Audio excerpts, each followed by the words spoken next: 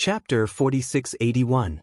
Looking at Princess Zixia's laughter, Xiaohua's heavy heart relaxed for no reason. He smiled and slowly walked behind Princess Zixia. On the beach, among Princess Zixia's messy footprints, there were two lines of firm footprints that accompanied her all the way to the front of the bouquet. Princess Zixia listened and looked at the huge bouquet. She smiled and said, "Xiaohua, do you know? When I was young, I often played beside the heavenly river. Occasionally, I would use star sand to build a small house. I even begged Mother to build a palace with sand for me to live in. I remember very clearly that Imperial Mother had promised. However, before Mother could use her divine ability to build it, I had already started the most basic cultivation. After that, I never went to the heavenly river to play again. That little house made of sand was also left in my dreams. Today, after seeing this moon-embracing palace, I finally know that I was not the only one who had such a beautiful dream when I was young. Fairy Xingyu and even more female cultivators also had such a beautiful dream." Pious.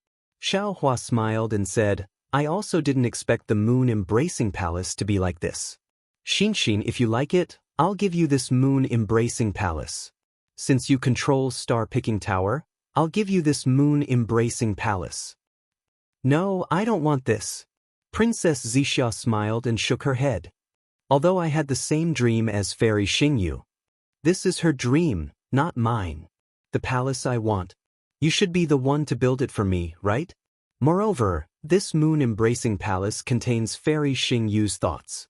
It can be considered her secret. Unlike Star-Picking Tower, other than Fairy Xingyu, no one is qualified to own this moon-embracing palace. You can't and I can't. Presumably, this is also the reason why Fairy Xingyu gave you the secret of the moon-embracing palace in the end. Therefore, I think that after we find something useful in the moon-embracing palace, we should leave this place and seal it off. Don't let anyone come in again." Xiaohua clapped his hands and said with a smile, "Xinxin, you're right. This is Fairy Xingyu's palace. After she left, she didn't plan to let anyone else in. It's good that you and I can come here. After we leave, we'll seal it off and don't let anyone disturb the peace here. If you like it, I'll build a sand palace for you in the Kunlun Wonderland." "Great, great." Princess Zixia clapped with a smile. She took Xiaohua's hand and flew into the moon-embracing palace. Similar to what Xiaohua thought, the first palace they entered was empty. The moon palace was empty. Fairy Xingyu believed in Su Ji's divination skills very much. She had the idea of never returning after entering the moon palace. Therefore, when she left, she made sufficient preparations and took away everything that could be used. She did not leave anything special behind. Fairy Xingyu didn't say anything about the Dawn Rain continent. Xiaohua didn't know whether it was the Jade Eyes or something else. Therefore, although he saw that the palace was empty, he didn't dare to neglect it. Every time he passed by a palace, he used his naked eyes, divine thoughts and Dharma eyes to check it out. Princess Zixia also activated her golden eyes to help Xiaohua. After looking at more than a dozen palaces in a row, they didn't find anything. Princess Zixia couldn't help but frown and say, "Xiaohua, it seems that Fairy Xingyu took everything she could. Where are the clues she left behind?" Xiaohua was also a little anxious. After all, what he was looking for was the secret of the immortal realm. Even Fairy Xingyu didn't dare to say it out loud. Who knew where she would leave the clues? During this time, Xiaohua was also guessing in his heart. Since it was so secretive, why would Fairy Xingyu leave clues in the moon-embracing palace? He thought of a lot of possibilities. At first, he thought that Fairy Xingyu might have left the clues for him. However, at that time, Fairy Xingyu didn't know that he came from the Dawn Rain continent and didn't know him. It was impossible for her to leave such a clue for him in advance. Later, Xiaohua felt that Fairy Xingyu was deliberately showing off and wanted to leave some secrets in the moon-embracing palace. However, he laughed at himself first. Fairy Xingyu was not an ordinary female immortal, nor was she a young girl who was ignorant of the world. How could she show off? How could she leave something that could be used against Fairy Xingyu in the 3 continents? Xiaohua couldn't figure it out no matter how much he thought about it, which made Xiaohua have no idea where the clues were. He could only search inch by inch. Since the moon-embracing palace was the work of an immortal, there were many strange restrictions in many places. Xiaohua's divine thoughts couldn't reach far, and his delusion-breaker Dharma eyes could only see a space of about 100 feet. This slowed down Xiaohua's search speed. Hearing Princess Zixia's question, Xiaohua closed his delusion-breaker Dharma eyes and rested for a moment. He answered, "Yes, when Fairy Xingyu left that day, she didn't think of coming back. Of course, she took as much as she could. But what's this?" As the two of them talked, they came to another hall. Xiaohua's gaze swept around and immediately fell on a table. There was a green jade paperweight that was more than an inch long on the table. Xiaohua asked in surprise. He raised his hand and took the paperweight in his hand. The paperweight was very heavy in his hand. Obviously, it was not an ordinary item. Xiaohua hurriedly used his divine thoughts and Dharma eyes to examine it. Unfortunately, a moment later, he was disappointed again. He handed the paperweight to Princess Zixia and whispered, "Zixia, help me take a look." That Princess Zixia took it and looked at it for a moment. She smiled bitterly and said, "I can't see anything. It seems to be a paperweight." But Xiaohua said helplessly and looked away. At this time, there were more things left in this hall. In addition to the paperweight, there were also jade cups, jade plates, and other things that after looking through all the things here, Xiaohua entered another hall with disappointment. As they went deeper, more things were left behind in the hall. The two of them slowed down again. After a few days, Xiaohua and Princess Zixia finally arrived in front of a sealed hall. Looking at the thick fog in front of the hall door, Xiaohua's heart thumped wildly. Xiaohua and Princess Zixia looked at each other. Xiaohua took out the token again. This time, Fairy Xingyu's token did not produce any special changes. It was only a fist-sized star that rushed into the fog, and the hall door slowly opened. Hiss! Xiaohua's divine thoughts swept over and he couldn't help but suck in a breath of cold air. He said in surprise, "This is Xingyue's Hall of Heroes. Ha, Fairy Xingyu put all the heroes of Zhai Xinglu here." Princess Zixia looked around and saw that under the starry sky, every sculpture was emitting a valiant aura, just like their exciting lives. She couldn't help but smile and say, "If Xiaohua wants to find any clues, I'm afraid it can only be found here." Xiaohua nodded. "Yes, it should be so. This Hall of Heroes contains everything about the 3 continents that Fairy Xingyu searched for. What she wants to tell me must be hidden behind these sculptures." Princess Zixia wanted to explore separately with Xiaohua to improve the efficiency of the search, but she knew that even after she searched, if Xiaohua couldn't find it, he would definitely search again. She didn't discuss any strategy with Xiaohua. Her figure flashed, and she rushed into the Hall of Heroes with Xiaohua. They landed in a paradise, and she casually summoned a hero's book and slowly looked through it. Seeing that Princess Zixia was so considerate, Xiaohua couldn't help but sigh with emotion.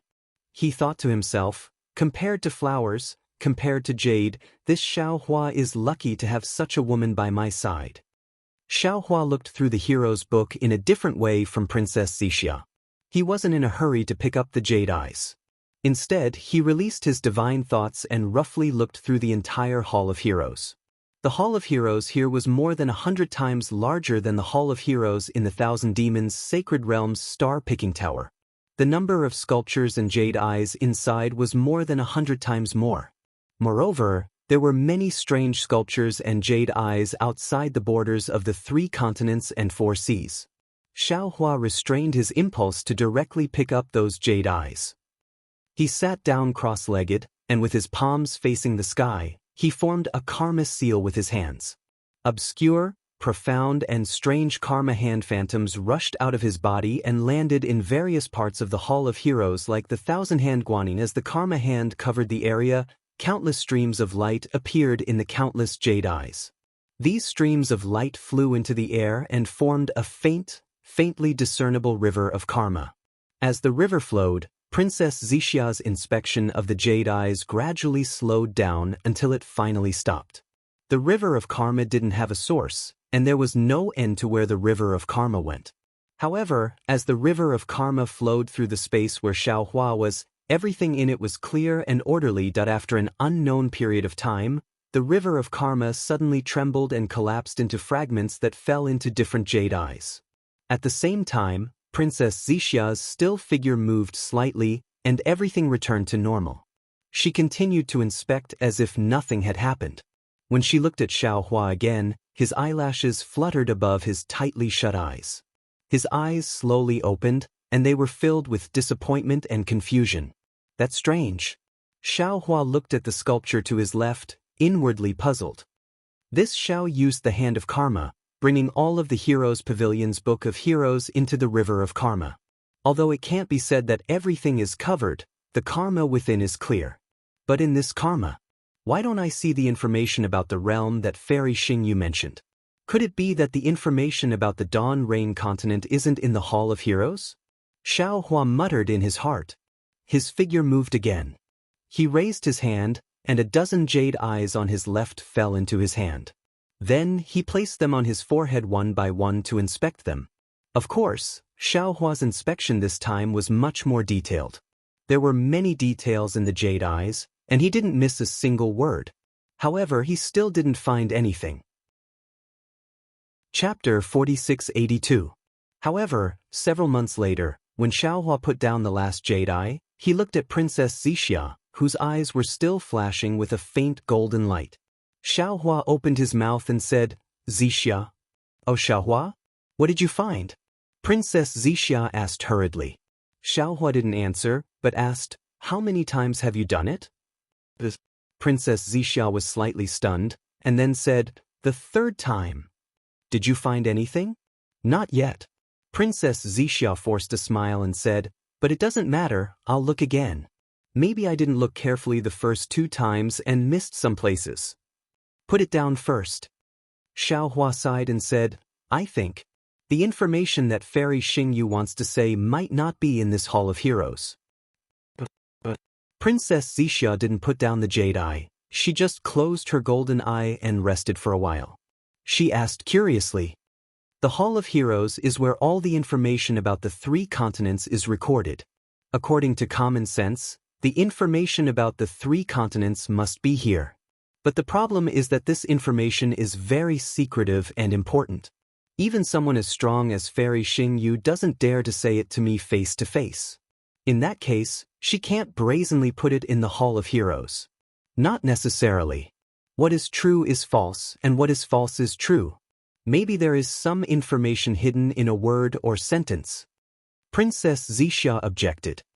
"At first, I thought so too, so I didn't dare to use any divine ability. I only used the clear eyes technique and divine thought to look at the jade eye in the Hall of Heroes twice. I am sure that I didn't miss a single word, but I didn't find anything at all." Princess Zixia nodded and said, "Then what do you mean?" "Put down the Book of Heroes in the Hall of Heroes first." Xiaohua bit his lips and said, "Let's go look at the other places in the moon-embracing palace." Princess Zixia put the jade eye in her hand back and flew out of the Hall of Heroes with Xiaohua. Outside the Hall of Heroes, there was a rather large hall with some bookshelves and some chairs. The bookshelves were also empty, without any jade eye. Xiaohua habitually released his divine thought to look at the bookshelves first, and Princess Zixia also flew towards the chairs in the distance. After the Hall of Heroes, Xiaohua and Princess Zixia's search speed increased once again. They passed through one palace hall after another and gradually approached the center of the moon-embracing palace. On this day, as they walked out of the palace, they were greeted by an extremely large garden. The garden was filled with a strange fragrance, and there were many strange flowers and plants growing all over the garden. In the middle of all these flowers, there was a strange pavilion that entered Xiaohua and Princess Zixia's eyes. This pavilion was like a hammer, but also like a flower. When Xiaohua looked at it carefully, it looked like a jade cup. The full moon that was previously hanging on the beach was now visible, as if it was above the pavilion. When Xiaohua got closer, the pavilion actually looked like a large hand plucking the full moon from the sky. Moon-embracing palace. Xiaohua cried out involuntarily. "Zixia, this is the true moon-embracing palace." "Not bad." Princess Zixia nodded and agreed. "I've already roughly looked through all the flowers in the garden. There's nothing special about them. Most of these flowers were from the 3 continents, but a small portion of them were from the outer realm. Furthermore, these flowers are pure flowers, not some rare spiritual flowers. Good. Thank you for your hard work. Xiaohua smiled and nodded. When he saw the moon-embracing palace, he already had a feeling that the secret he was looking for should be inside. Then, Xiaohua urged his figure and flew towards the pavilion. Unfortunately, after flying for half a cup of tea's time, Xiaohua passed by layers of flowers, but the pavilion in front of him was still just a pavilion. He couldn't get close at all. Although Xiaohua's divine sense didn't detect any abnormalities, how could he not understand that this must be Fairy Xingyu's method? Xiaohua stopped and took out Goddess Xingyu token. Under the activation of the Fury of Thunder, another star flew out. However, to Xiaohua's surprise, the star fell into the void. Waves of ripples appeared out of thin air, washing the space where the pavilion was. Xiaohua tried a few more times, but he still couldn't get close to it. Damn it! Xiaohua's eyes turned rapidly, and he turned to Princess Zixia and said, "Wait here for a moment, watch my method." But Princess Zixia nodded and stopped. Rumble! Xiaohua urged the thunder escape, and lightning flashed around his body. His figure rushed into the void like lightning. When the thunder escape reached its limit, the pavilion in the distance began to shake. Layers of phantoms were born under the moonlight, and they crashed into Xiaohua's phantoms like water. Moreover, every time there was a collision, a strange ripple would be set off in the space. Open! When Xiaohua felt that the space was as hard as a cliff, he roared again and urged the thunder technique again. An abnormally twisted big hand crazily grabbed at the ripples and the moonlight phantoms in front of him. Where the big hand of thunder landed, a deafening sound was heard. It was as if the Milky Way had suddenly burst, and the ripples were shattered. Countless beams of light from the stars and the moon turned into waves and fell out of the sky, rushing to the top of Xiaohua's head and turning into a fist-sized lock. The lock rotated rapidly, and a destructive force was born from the lock. Xiaohua had no choice. He only had the token given to him by Fairy Xingyu in his hand, and he didn't even think about it before throwing it into the lock. Gotcha! As the token fell, the lock opened and turned into 2 colorful phoenixes that flew up. At the same time, the wings of the phoenixes immediately gave off a myriad of multicolored lights. The abnormality caused by Xiaohua's escape was immediately smoothed out, and Xiaohua's figure also stopped. Woo-woo! Wherever the light passed, the entire garden would be swept up by a hurricane. One after another, delicate flowers would be swept up by the hurricane and fall into the wings of the colorful phoenixes. Only after the flowers were destroyed did the colorful phoenixes let out a clear cry and rush back into the pavilions. Clang! With a soft sound, the 2 small doors of the pavilion opened, and a ray of moonlight came out from the small doors and fell at Xiaohua's feet. Let's go! Xiaohua turned his head and waved at Princess Zixia. Then, he urged his figure to fly toward the pavilion. However, he only flew for a moment before he found something strange. He thought that Princess Zixia, who was behind him, didn't follow him at all. Moreover, when Xiaohua took a closer look, he found that Princess Zixia was simply standing there, looking at him with concern. Her eyes didn't even move. Xiaohua pondered for a moment. He knew that this was Fairy Xingyu's confinement. Most likely, only people with the token could enter this pavilion. Therefore, he didn't force his way through the confinement and urged his figure to enter the pavilion. The pavilion wasn't as big as it looked from the outside, and the layout inside was also simple. Other than a jade bed that was dozens of feet in size placed in the center like a bed, there was a jade table and 2 jade chairs placed casually beside the jade table. There was nothing else. However, on the other side of the jade bed, there was a door that was the size of a person. The sound of waves came from there. Xiaohua didn't dare to be careless. He opened his delusion breaker eye and looked at the jade table, and the jade chairs. He even looked at the space below the jade again and again, for fear that he would miss an entrance like the one in the legacy realm. After looking around, Xiaohua didn't find anything strange. He looked at the other spaces in the pavilion, and finally his gaze fell on the door. There was a strange restriction on the door. His divine sense couldn't penetrate it, but he could hear the sound of waves. When Xiaohua walked to the door, he looked up and down. When he lifted his foot, to his surprise, his figure easily passed through the door. Outside the door, there seemed to be a space extended out from the pavilion. As soon as Xiaohua came out of the space, he could see fine white sand as well as the boundless sea. However, before Xiaohua could stand still, his body shook violently, and a bone-chilling feeling immediately emerged from the bottom of his heart. Ha! A string of bell-like sounds came from the beach in the distance. Wasn't that Princess Zixia's laughter? Xiaohua stood there in a daze as he stared into the distance. The graceful Princess Zixia was currently pulling her hand out of the other Xiaohua's hand and happily jumping around on the beach, as if she was a little girl who had broken free from her restraints. The other Xiaohua had a smile on his face as he slowly walked behind Princess Zixia. On the beach, among the messy footprints of Princess Zixia, there were 2 lines of firm footprints that looked very clear. Heaven of transformation. Illusion.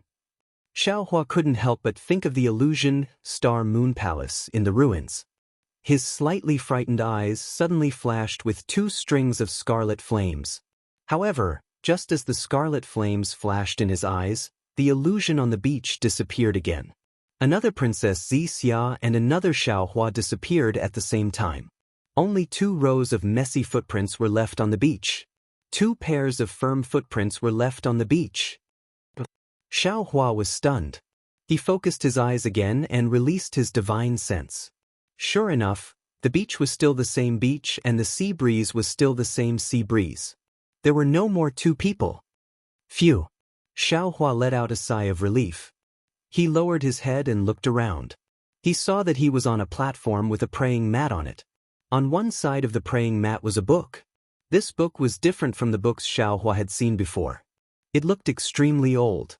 Xiaohua didn't rashly pick up the praying mat and book. Instead, he opened his delusion breaker eye. However, Xiaohua was disappointed after a short moment. Because the praying mat still had some brilliance like silk, the book simply couldn't be seen with his delusion breaker eye. In other words, this book was an ordinary item. Xiaohua picked up the praying mat and carefully looked at it. Soon after, he raised his hand and was about to pick up the book again. However, at this time, there was another sound of laughter. Xiaohua raised his head. Sure enough, the illusion from before was born again. Chapter 4683. This time, Xiaohua did not deliberately disturb the illusion.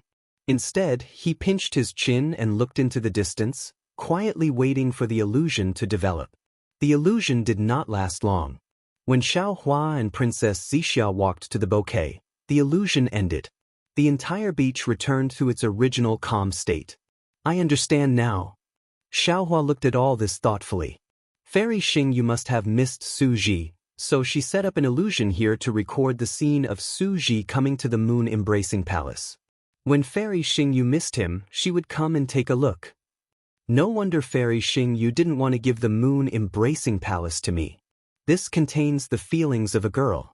How could she be embarrassed to let others know? These feelings are the proof of time. Fairy Xingyu couldn't bear to destroy them, so she left them here. If I hadn't helped Fairy Xingyu and Su Ji fulfill their long-cherished wish, how could Fairy Xingyu have let them in? If that's the case, what is recorded in this book? Thinking about this, Xiaohua raised his hand to take the book. When his fingers touched the book, a corner of the book turned into ashes with a whoosh. Xiaohua was greatly alarmed. His hand stopped and he cried out in disbelief, This is a book? Used by the secular world? The moon-embracing palace was built by immortals. Xiaohua would not be surprised to see any strange things in it. However, on this platform where Fairy Xingyu missed Su Ji, there was a book used by the secular people. Moreover, it was a book from who knew how many years ago. A book that had turned into ashes and would disappear with a touch. How could Xiaohua not be surprised? Suddenly, Xiaohua quivered. His tenacious Dao heart could not help but tremble. He finally understood what Fairy Xingyu meant. If there was no accident, the secret of the 3 continents was in this book that had turned into ashes. The secret that even Fairy Xingyu did not dare to reveal must have been recorded in the scroll for some reason that Xiaohua did not know. Since the scroll had already turned into ashes, Fairy Xingyu did not destroy it. Of course, there were other things recorded in the scroll that Fairy Xingyu could not bear to destroy with her own hands. Instead, she made use of the power of time to make everything disappear. In particular, Fairy Xingyue had said clearly that it would depend on Xiaohua's luck and magical power. If Xiaohua had used his Dharma power to pick up the scroll like he had picked up the futon, then the scroll would have been completely turned into ashes.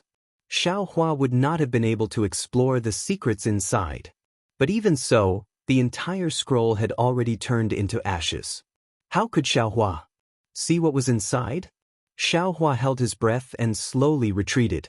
Once he was some distance away from the scroll, his mind raced as he searched for a spell that he could use.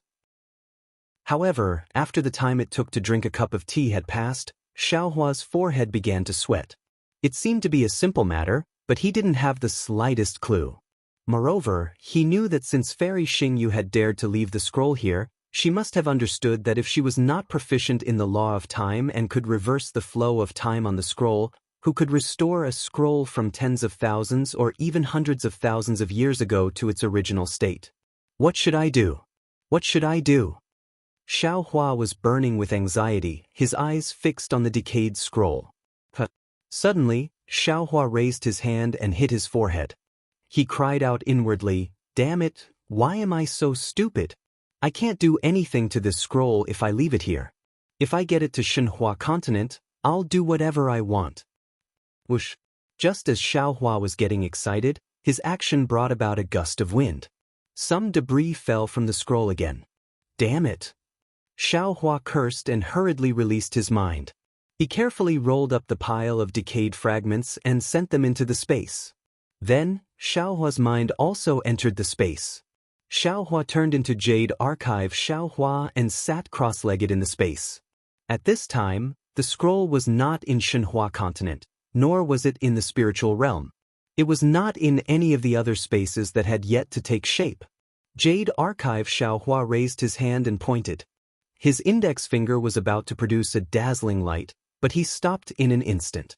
He pinched his chin and whispered, "In this space, I'm close to a god, but it's still impossible for me to reverse the flow of time."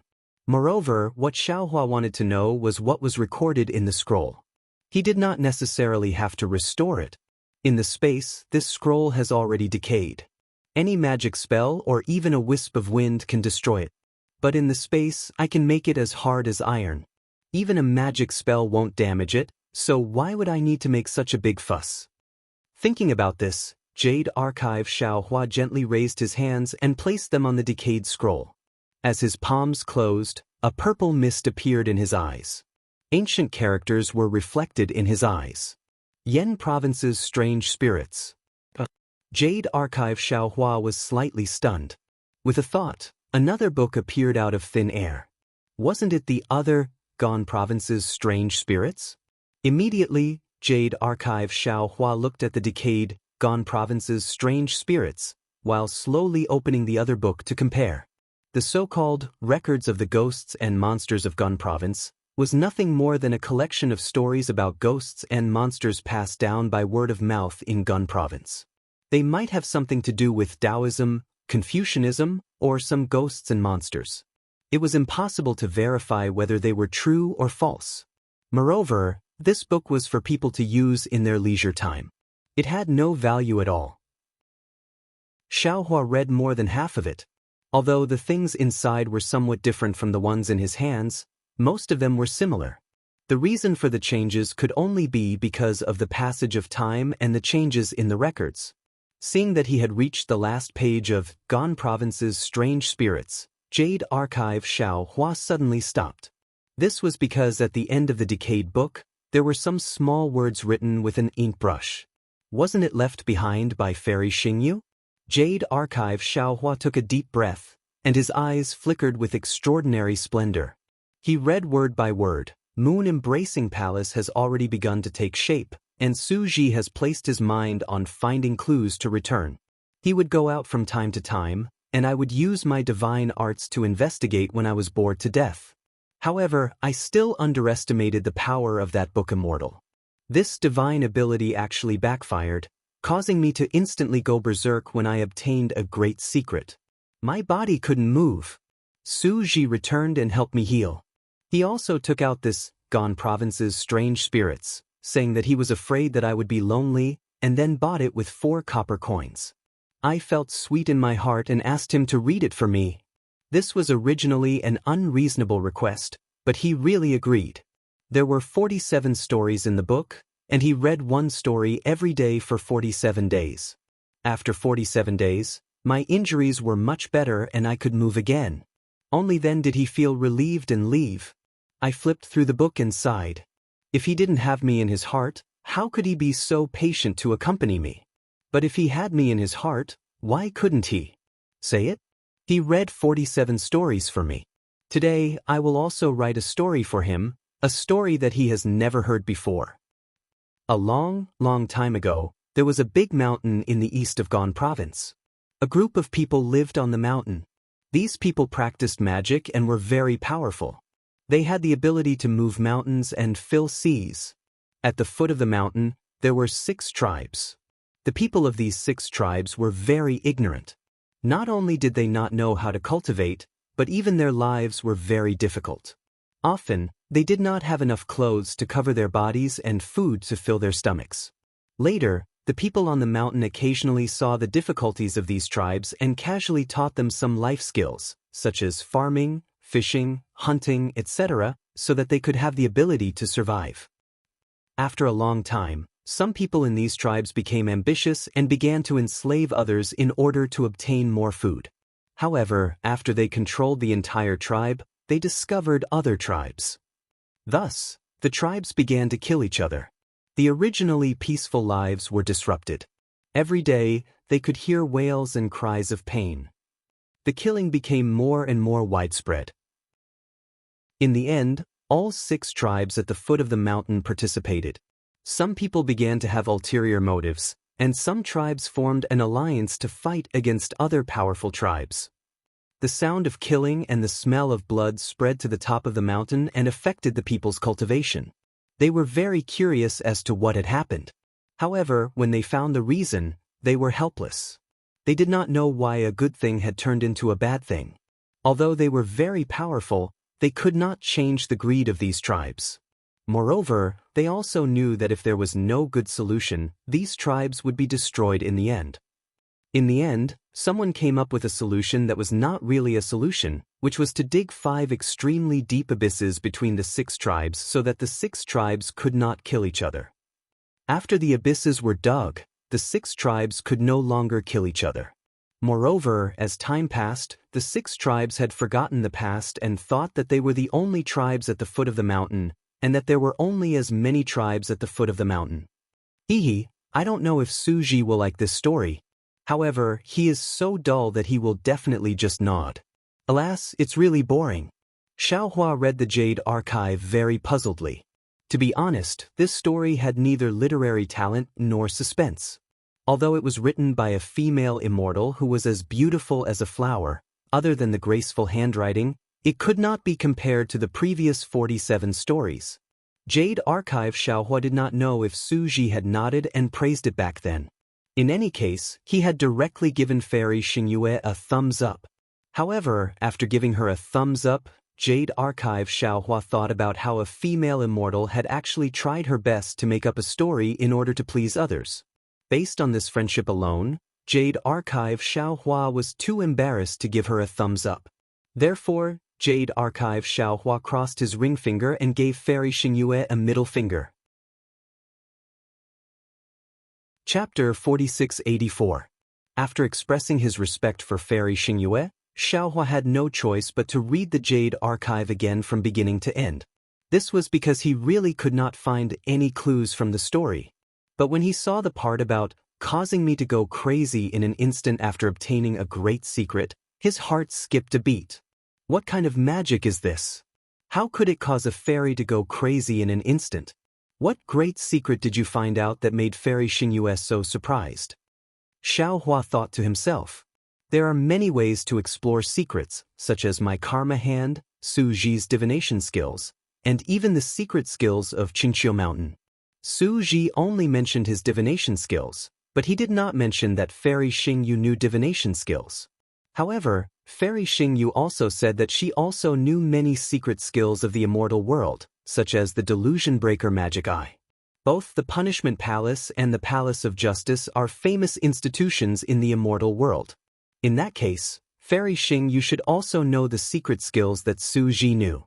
Of course, we can't rule out the possibility that Su Ji's divination skills came from Qingqiu Mountain and Fairy Xingyu did not know them. But this is unlikely. As for a secret technique that could cause a fairy to suffer cultivation deviation, it must be a secret technique that has extremely high requirements on the mortal body. My guess is that it should be an immortal technique similar to divination. Only such a celestial skill can let Fairy Xingyu know a great secret. As for what secret it is it related to the 3 continents? Xiaohua held back his doubts and continued reading. When he saw the words 6 tribes, Xiaohua's heart stirred as he instantly understood something. Dao sect, Confucian cultivators, Buddhist sect, Fei race, dragon race. I understand now. Fairy Xingyue is using the 6 tribes to refer to the various cultivation sects of the 3 continents. In other words, Fairy Xingyu must have known what realm the 3 continents were and thought of the unspeakable secret that even Su Ji did not know. However, Fairy Xingyu was a female cultivator. There were no secrets from a female cultivator. She really wanted to tell Su Ji this secret, but she knew the serious consequences of revealing it. Therefore, she couldn't help but write this story at the end of the scroll, which had been altered beyond recognition by her. Firstly, she had told the story to Su Ji. Secondly, she had revealed this secret to Su Ji in a different way. From the bottom of her heart, she felt much more at ease. Maybe Fairy Xingyue also felt that she couldn't live and used this method to tell Su Ji about her situation. Also, at that time, Fairy Xingyu must have been seriously injured and lost her mind. That was why she wrote the story. Later, after she recovered, she regretted it.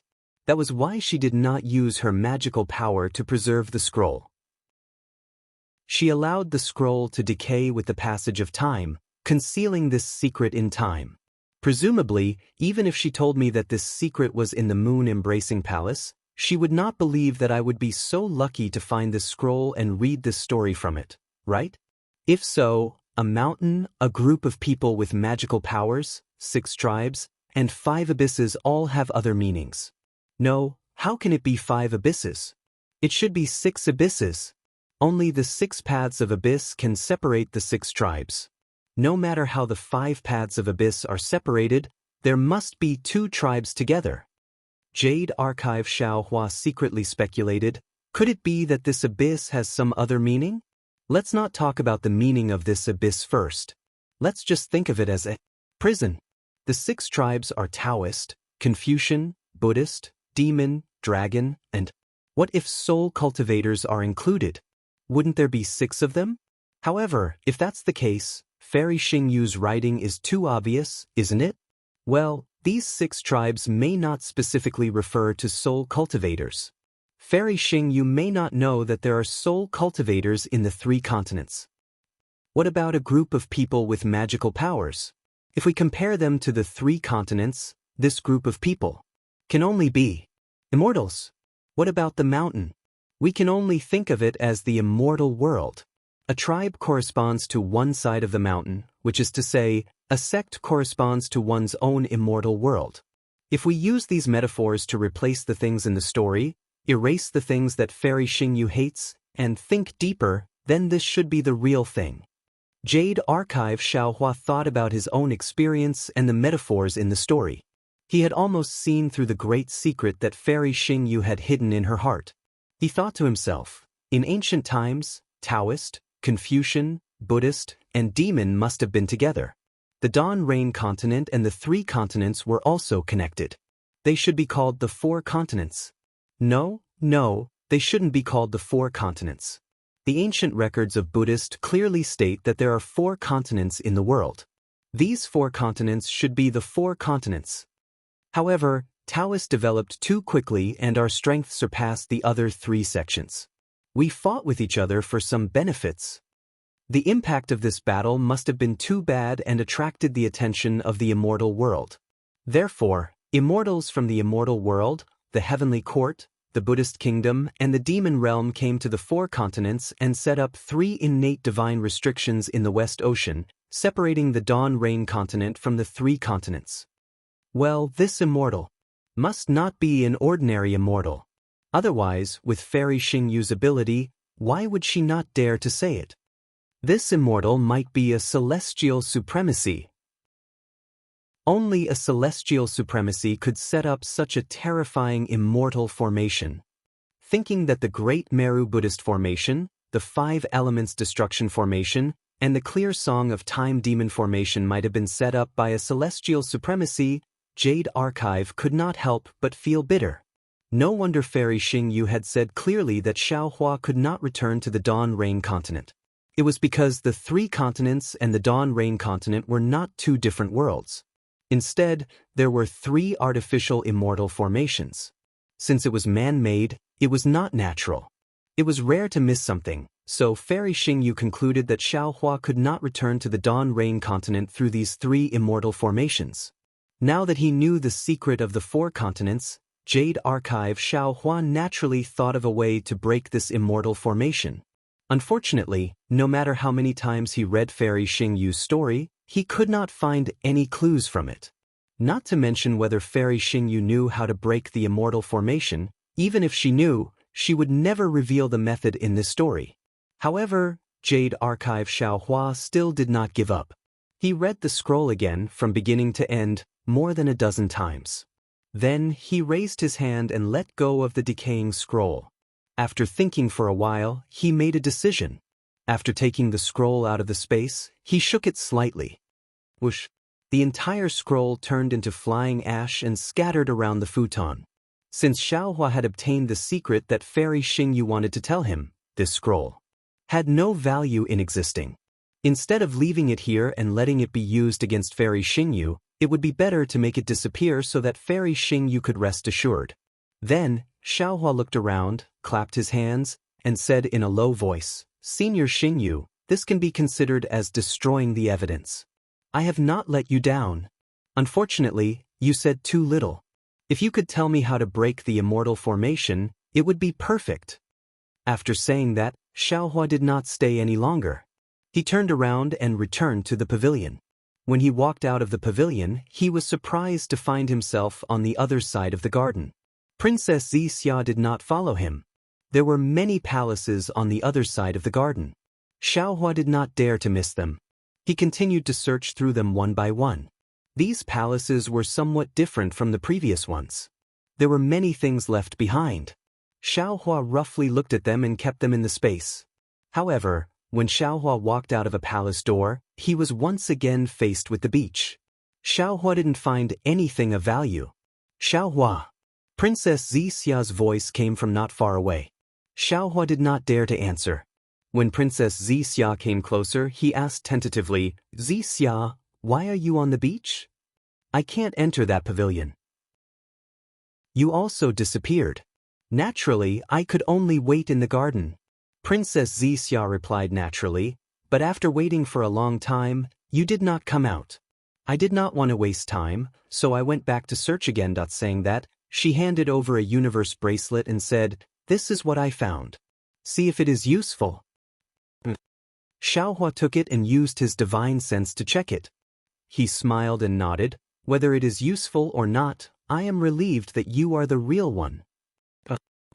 "I am naturally the real one. Could it be that you encountered something in the pavilion?" Princess Zixia was shocked. Nothing. Xiaohua said with a smile, "This is Fairy Xingyu's moon-embracing palace. There should not be any special illusion. I was thinking too much." Seeing that Xiaohua was unwilling to say more, Princess Zixia was not as curious as ordinary female cultivators. She only nodded and said, "It's good that you know. Shall we continue to search? Or leave this place?" "Let's leave," Xiaohua replied. Although Xiaohua did not say much, Princess Zixia had already sensed it.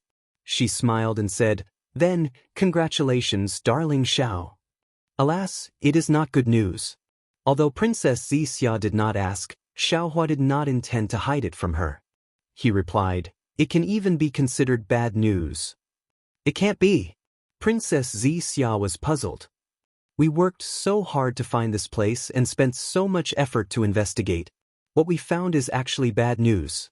"Yes." Xiaohua looked at Princess Xixia and explained, "Xixia, this news is of no help to us in dealing with the world-destroying strange insect. However, you must remember that you cannot reveal a single word of what has happened here." "Don't worry about this." Princess Xixia smiled and said, "This concubine still has this bit of awareness." "That's good." Xiaohua pulled Princess Xixia's hand and flew her towards the pentagonal outline in the distance. He said, "Let's talk as we walk." Chapter 4685. Xiaohua and Princess Xixia's figures fell into the outline of a pentagon.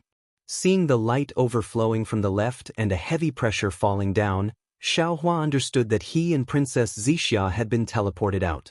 Sure enough, after a short moment, a five-colored brilliance appeared in front of Xiaohua. When Xiaohua rushed into the brilliance, the heavy pressure around him lightened and he saw a blue sky in front of him. Hua-hua. The sound of waves came from Xiaohua and Princess Xixia. Princess Xixia lowered her head to look, then a golden color appeared in her eyes. She looked into the distance for a moment and said with certainty, "This is still the West Ocean, but it's a lot farther from where we were before. It might be 200,000 miles away." But Xiaohua nodded and ordered, "Take me to the West Ocean Dragon Palace." However, without waiting for Xiaohua to finish speaking, the sound of wind whistling suddenly rose high up in the sky. A valiant origin sense rose up from the sea surface in the distance and swept towards Xiaohua's location. It seemed as if a powerful sea race had discovered Xiaohua's appearance. Xiaohua coldly snorted as he released his divine sense to meet the attack head-on. However, wherever his divine sense passed, crackling sounds could be heard as countless tiny spatial ripples appeared. Moreover, when these ripples collided with each other, spatial bubbles that were barely visible to the naked eye could be seen rising. Although these bubbles were small, they contained an extremely powerful might. Boom! When the divine sense collided with the origin sense, the bubbles frantically exploded. Not only did the West Ocean surface set off waves that soared to the sky, even a powerful hurricane appeared high up in the sky, tearing apart the few clouds. Xiaohua Daoist Xiao. A voice that Xiaohua was extremely familiar with suddenly sounded. "How could you be here? How did you come here? How come I didn't find any trace of you?" If it was someone else who said this, Xiaohua would definitely snort disdainfully. Did he need to tell others where he was going? If he came here, would others definitely be able to find him? However, when this voice sounded, Xiaohua didn't seem to feel that the other party was asking too much. Instead, he smiled and said, "This Xiao came from a secret place. That place is rather special. Perhaps fellow Taoist can't sense this Xiao's traces. Hee, if there's a place in the West Sea that I don't know about, it's probably where that person is." The owner of the voice had yet to appear, but the voice sounded as if it was right next to Xiaohua's ear. "That person has been using every possible means to search for the Star Moon Palace. He must be thinking of returning there. Now that you've come out, that person hasn't. Could it be that they've already gotten what they wanted?"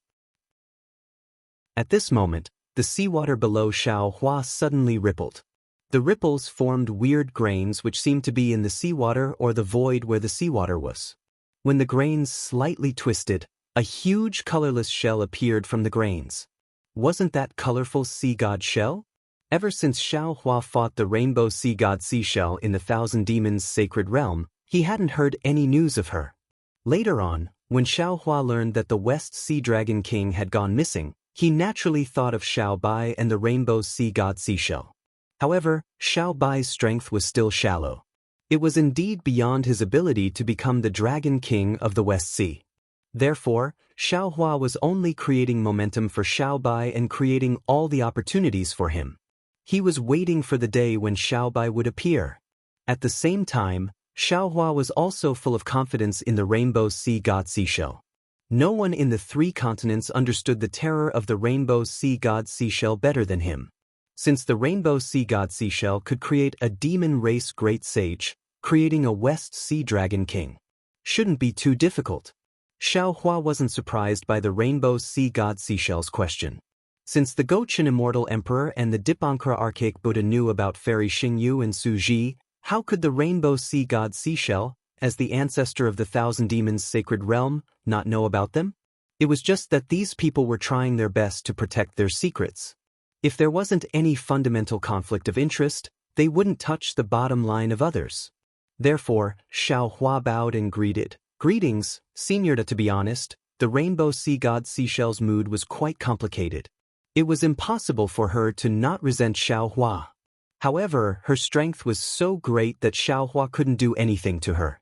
Especially that day, she had seen a lot of things from the divine punishment, which were unknown to the Gochin Immortal Emperor and the Mahavairakana Archaic Buddha. Therefore, when she suddenly saw Xiao Hua in the West Sea, the rainbow sea god seashell greeted him with a hint of respect and reverence. Seeing Xiao Hua bowing and greeting him as a junior, the rainbow sea god seashell didn't dare to neglect him. She hurriedly transformed into her human form, raised her grayish-white arm, and said, Taoist Xiao, you don't have to be so polite. You're already a supreme cultivator of the 3 continents. If we meet as a junior, Xiao Bai is my brother, and Senior is the ancestor of the Jade Wave tribe. Plus, Senior Bei Ming is the founding ancestor of my Shanghua Ming. No matter from which perspective, I have to call you Senior. Without waiting for the rainbow sea god seashell to finish, Xiao Hua interrupted her with a smile and answered in a low voice. The rainbow sea god seashell nodded helplessly and said, You humans are the most particular. I can't argue with you, so I'll do as you say. Junior Zi Xia greets Senior. After Xiao Hua finished talking with the rainbow sea god seashell, Princess Zi Xia also quickly came over to greet him. Zi Xia? The rainbow sea god seashell had been paying attention to the princess for a long time. At first, it was surprised to see Zi Xia coming over to greet him, but then it thought of something and smiled. Taoist Xiao, Immortal Emperor Gochin sacrificed a lot for the Tao Gate. He sent this beautiful 9th princess to your side? Xiao Hua smiled. He knew that the rainbow sea god seashell came from the royal family, so she was very proficient in all kinds of schemes. Moreover, the love between him and Princess Zi Xia was very normal. In her eyes, she would definitely see some other colors and meanings. However, he didn't explain and only replied, Senior, I met Zi Xia first. At that time, we didn't know each other's identities. The rainbow sea god seashell laughed and said, How can there be an unclear fate in this world? However, since the 9th princess of the Immortal Palace is greeting me as a junior, how can I come empty-handed? Saying this, the rainbow sea god seashell waved its hand and took out a small seashell. It handed it to Princess Zi Xia and said, Xiao Zhenren and I didn't know each other until we fought. Moreover, I'm actually his senior in the sect. You'll know the reason later. This is my gift to you. I hope that you'll have a prosperous and beautiful family in the future. Junior thanks Senior for the gift. Princess Zi Xia was very obedient. She carefully received the seashell and glanced at it with her clear eyes. Zi Xia, who was the 9th princess of the Immortal Palace, was also slightly surprised. The rainbow sea god seashell was very satisfied with Princess Zi Xia's surprise and said, There are several things in the seashell that are useful for female cultivators. You should take them now. It's good for your appearance and lifespan. Yes, Junior thanks Senior. Princess Zi Xia was full of smiles. She turned to look at Xiao Hua and winked at him. Xiao Hua also responded with a smile. He knew that Princess Zi Xia had seen through his little scheme. He had met the rainbow sea god seashell as a junior, and as a senior, the rainbow sea god seashell had to give Princess Zi Xia a gift.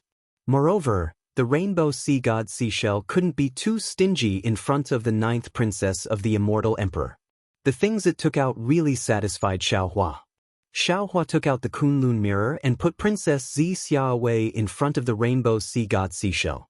Then, he asked the rainbow sea god seashell, Senior, you also know Fairy Xingyu and Su Ji?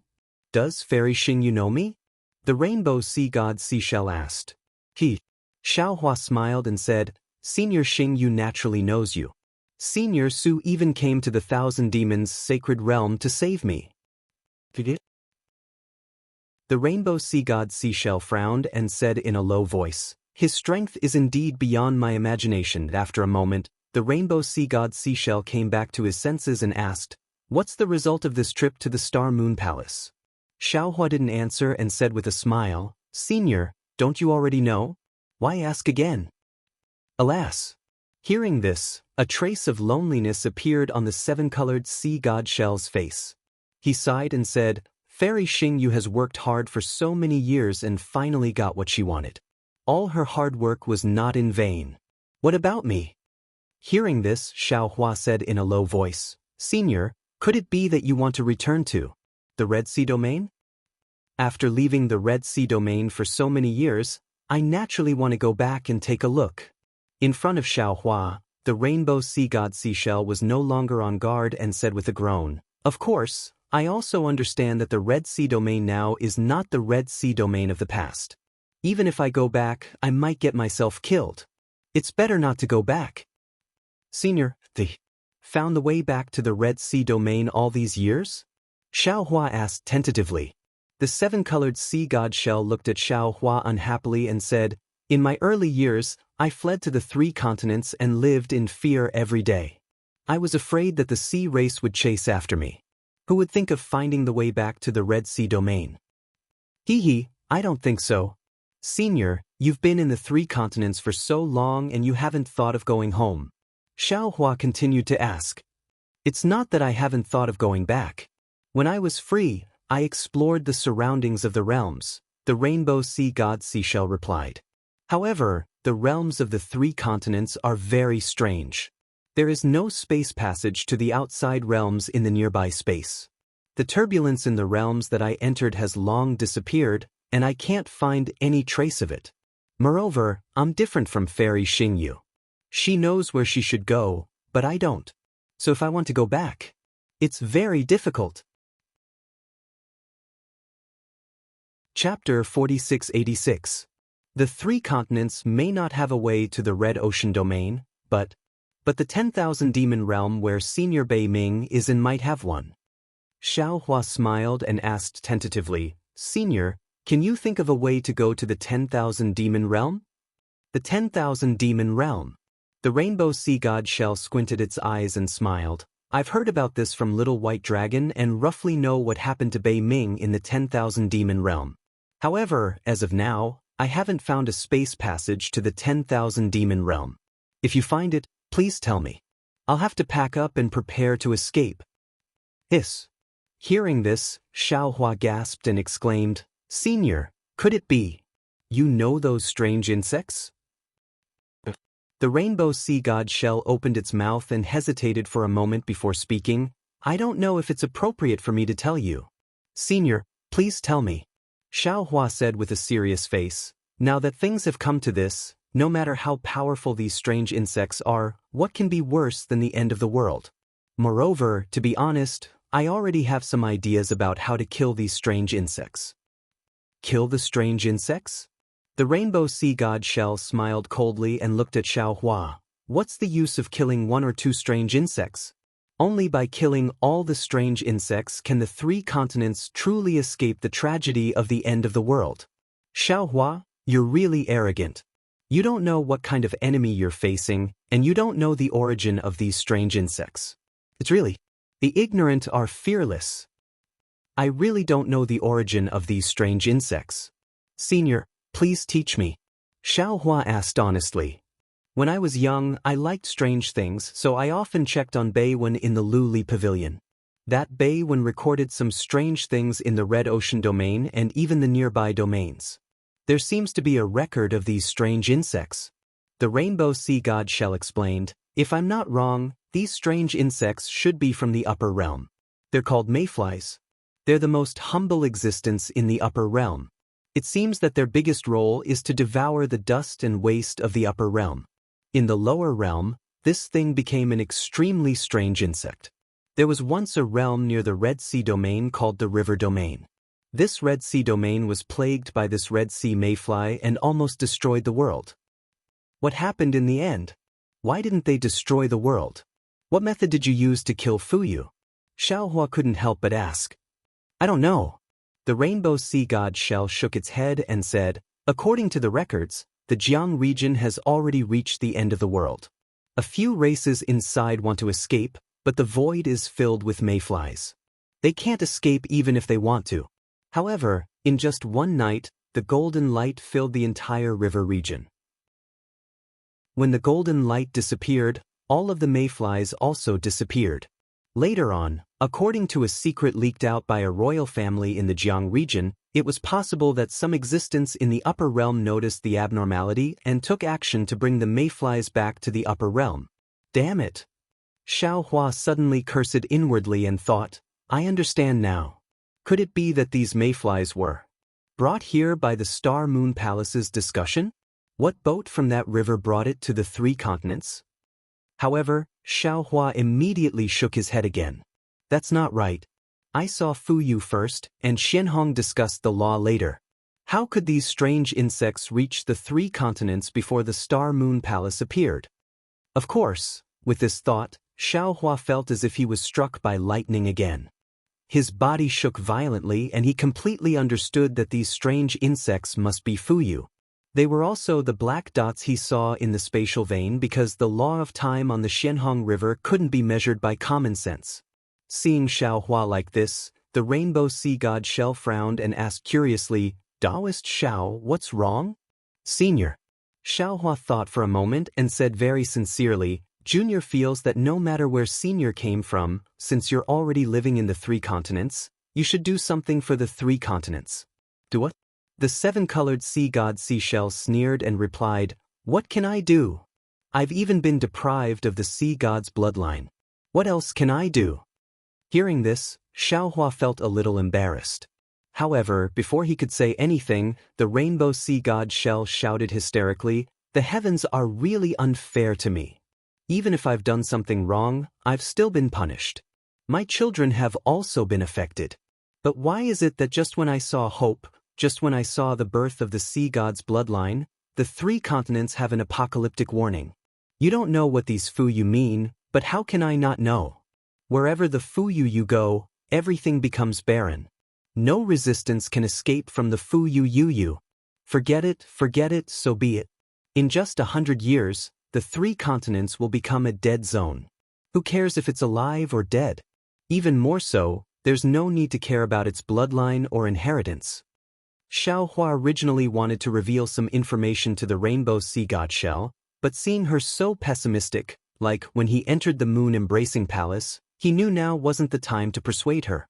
Thus, he looked around and said with a smile, Senior, why did you come to the West Sea instead of enjoying your life in the Thousand Demons' sacred realm? I'm from the Shell clan. Of course I should be in the sea. Why would I go to the Thousand Demons' sacred realm? Junior made a mistake. Xiaohua said with a smile, Junior thought you were the ancestor of those great sages in the Great Sage Hall, so you should be in the Thousand Demons' sacred realm. I really neglected the fact that Senior is from the Shell clan. That is, if possible, Senior, can you invite Junior to sit in Senior's palace? Of course. The rainbow sea god Shell nodded. However, my palace is in the North Sea, not the West Sea. Moreover, if you want to go to the North Sea with me, you'd better wait until your good brother finishes his training in the West Sea. So that's how it is. Xiaohua smiled and bowed.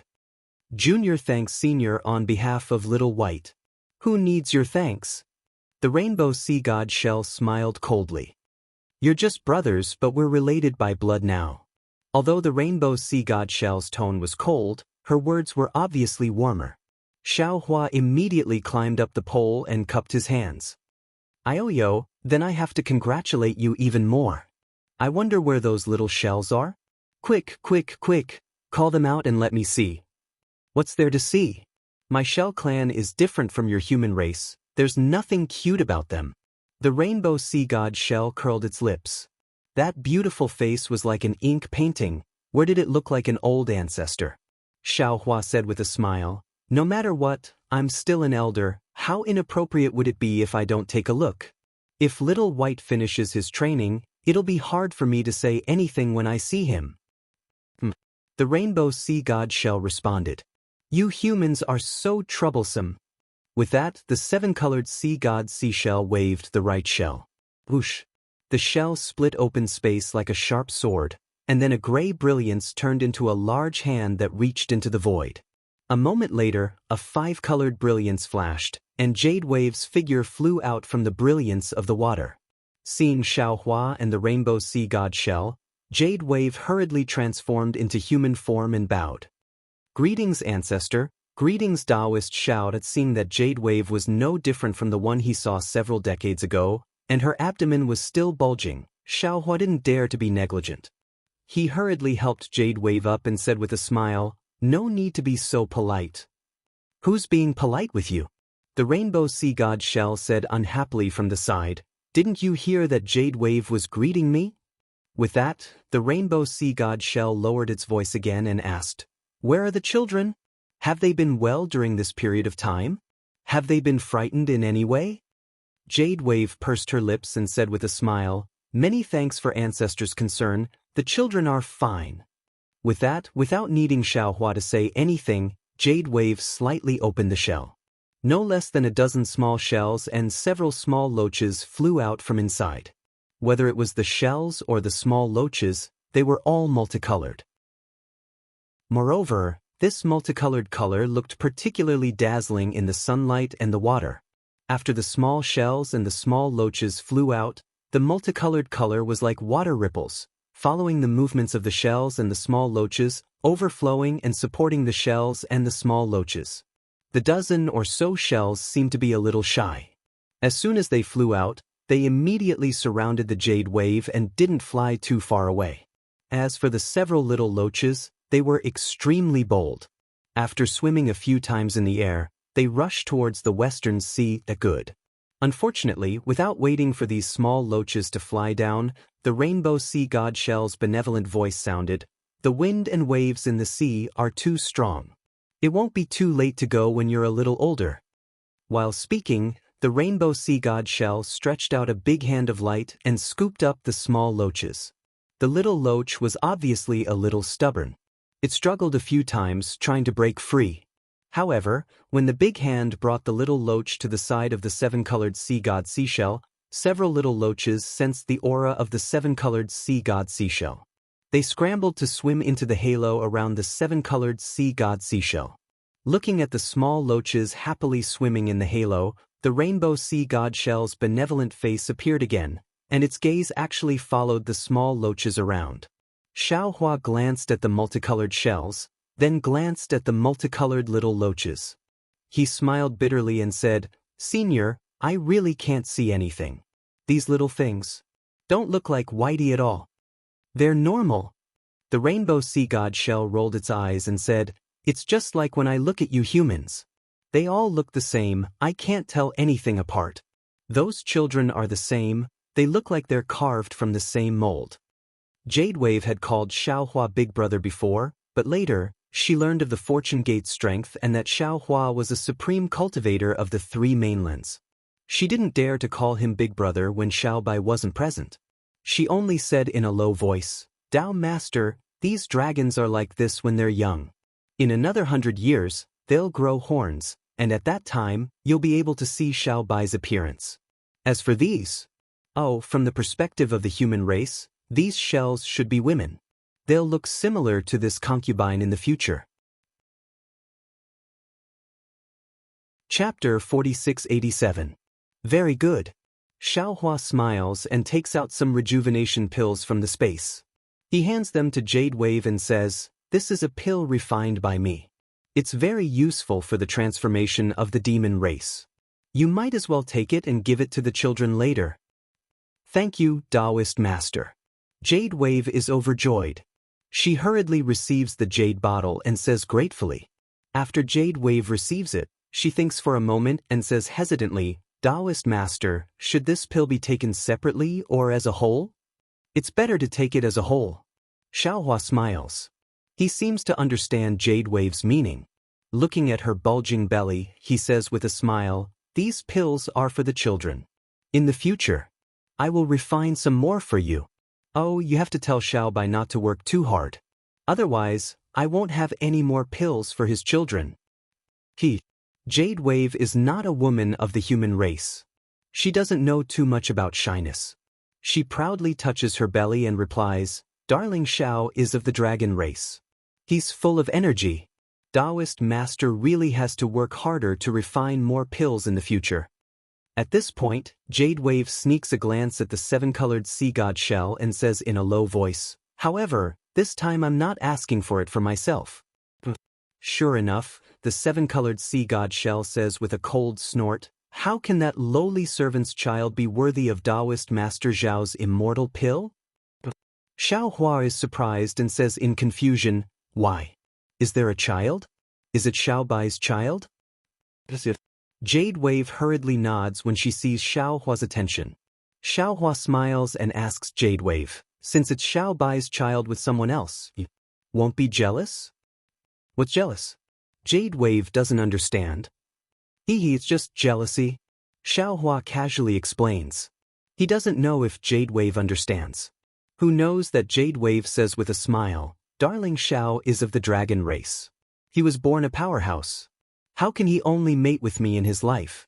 Moreover, as a dragon race, the more offspring he has, the better. Why should I be jealous? In the future, if he controls the Western Sea Dragon Palace, there will be many dragons, sea race, and shell race that will mate with him. Heavens! Why is Little White's luck so good? Hearing this, Xiao Hua's blood boiled. He almost looked up to the sky and roared, Damn it, why can't I be a demon? If I were a demon, I would marry 8 or 10 little girls. Taoist Master. Just when Xiao Hua's mind was restless, Jade Wave said in a low voice, Do you want to see Xiao Hua's other children? Xiao Hua hurriedly nodded and asked, Where are they? Ancestor.